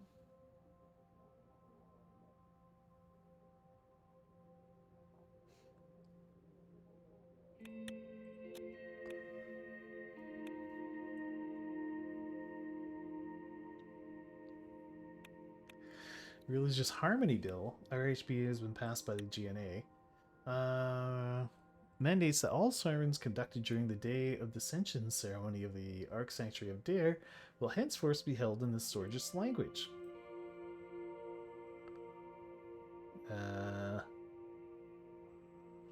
Other sanctuaries across the Swordland, it prohibits the use of Blue Dish for sermons unless explicit approval has been obtained by the Archpriest of Swordland.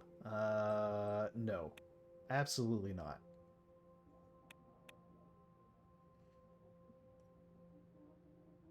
People can pray in the language of their choices. Veto.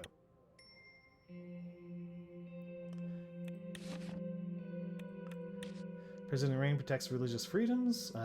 Veto the outrageous religious harmony bill. Ok. Ok, ben on doit parler en français pour les prochaines quelques minutes. Il y a quelque chose qui se passe en Olsfeld. Les grands pouvoirs offrent leur assistance. Les gouvernements du Union du Continent et Arcasia nous offrent une grande montant d'aide financière. Cette assistance est conditionnelle sur des concessions liées à nos stations, nos installations stratégiques militaires. Spécifiquement, Continent veut le droit de stationner leurs navires en Coréat, notre base navale, et aussi le droit de passer à travers nos eaux territoriales. Puis on a aussi la loi 101. René est ici, il vérifie le chat. S'il y a de l'anglais dans notre chat, ça va être une time-out.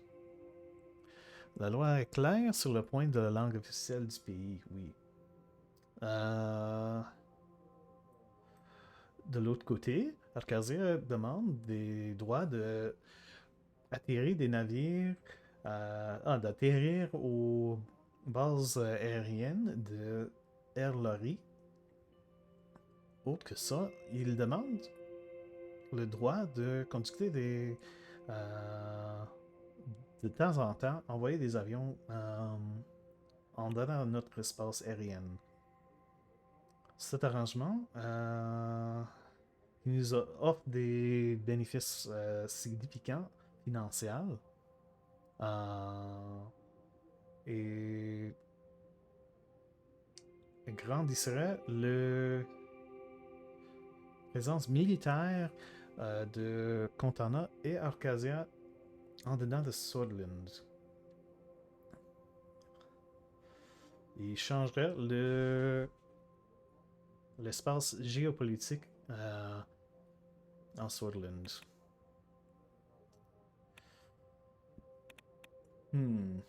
Alors on peut accepter les communistes qui nous donneraient plus d'argent, ou on pourrait accepter l'aide des Arcasiennes.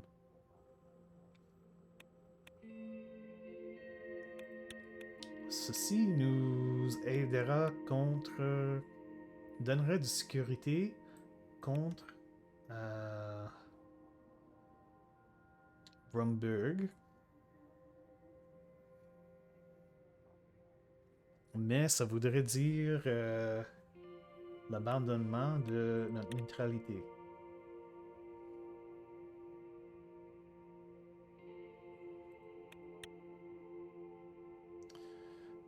Je sais que l'Espia a déjà fait des traités avec Otto. Et Otto sont aussi démocratiques et veut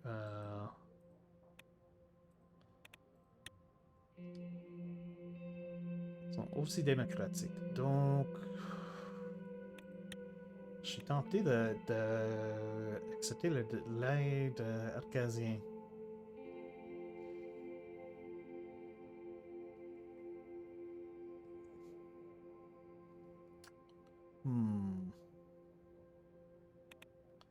C'est intéressant que ça nous donne pas l'option de discuter avec nos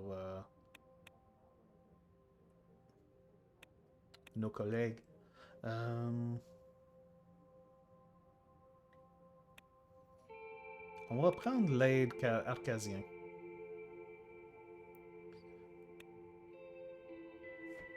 Quel qui nous donne plus d'argent potentiel dans le futur? Je crois que c'est les arcasiens.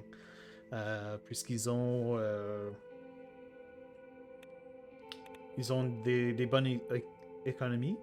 Contanan sont des communistes. Donc, on va prendre l'aide arcasien.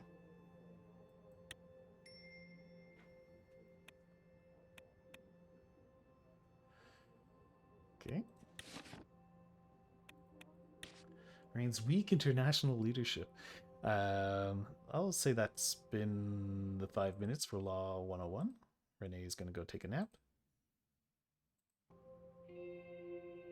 Decision to accept substantial aid package from the Arcasian adds yet another dubious entry into his growing record of weak leadership decisions.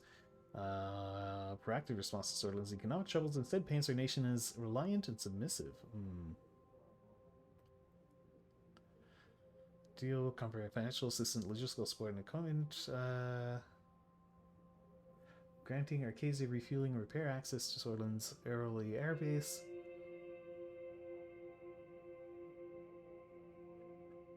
Okay, erase Sorlin's long-standing regional standing, subjugating us to powerful entities like Arcasia.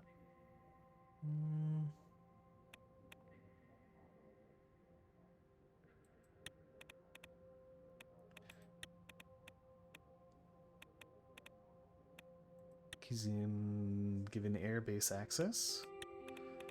Arcasian Air Force rotations. Arcasian aid. Oh, see, it's green. That means it's good, right?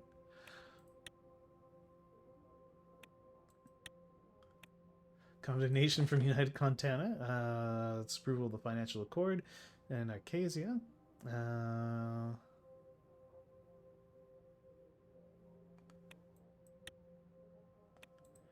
Oxford. Call from Gus Manger. What time is it? It's 1:30. I'm actually gonna stop this here. I'm gonna go take some lunch, and then we'll be back in like an hour or so for some Mario.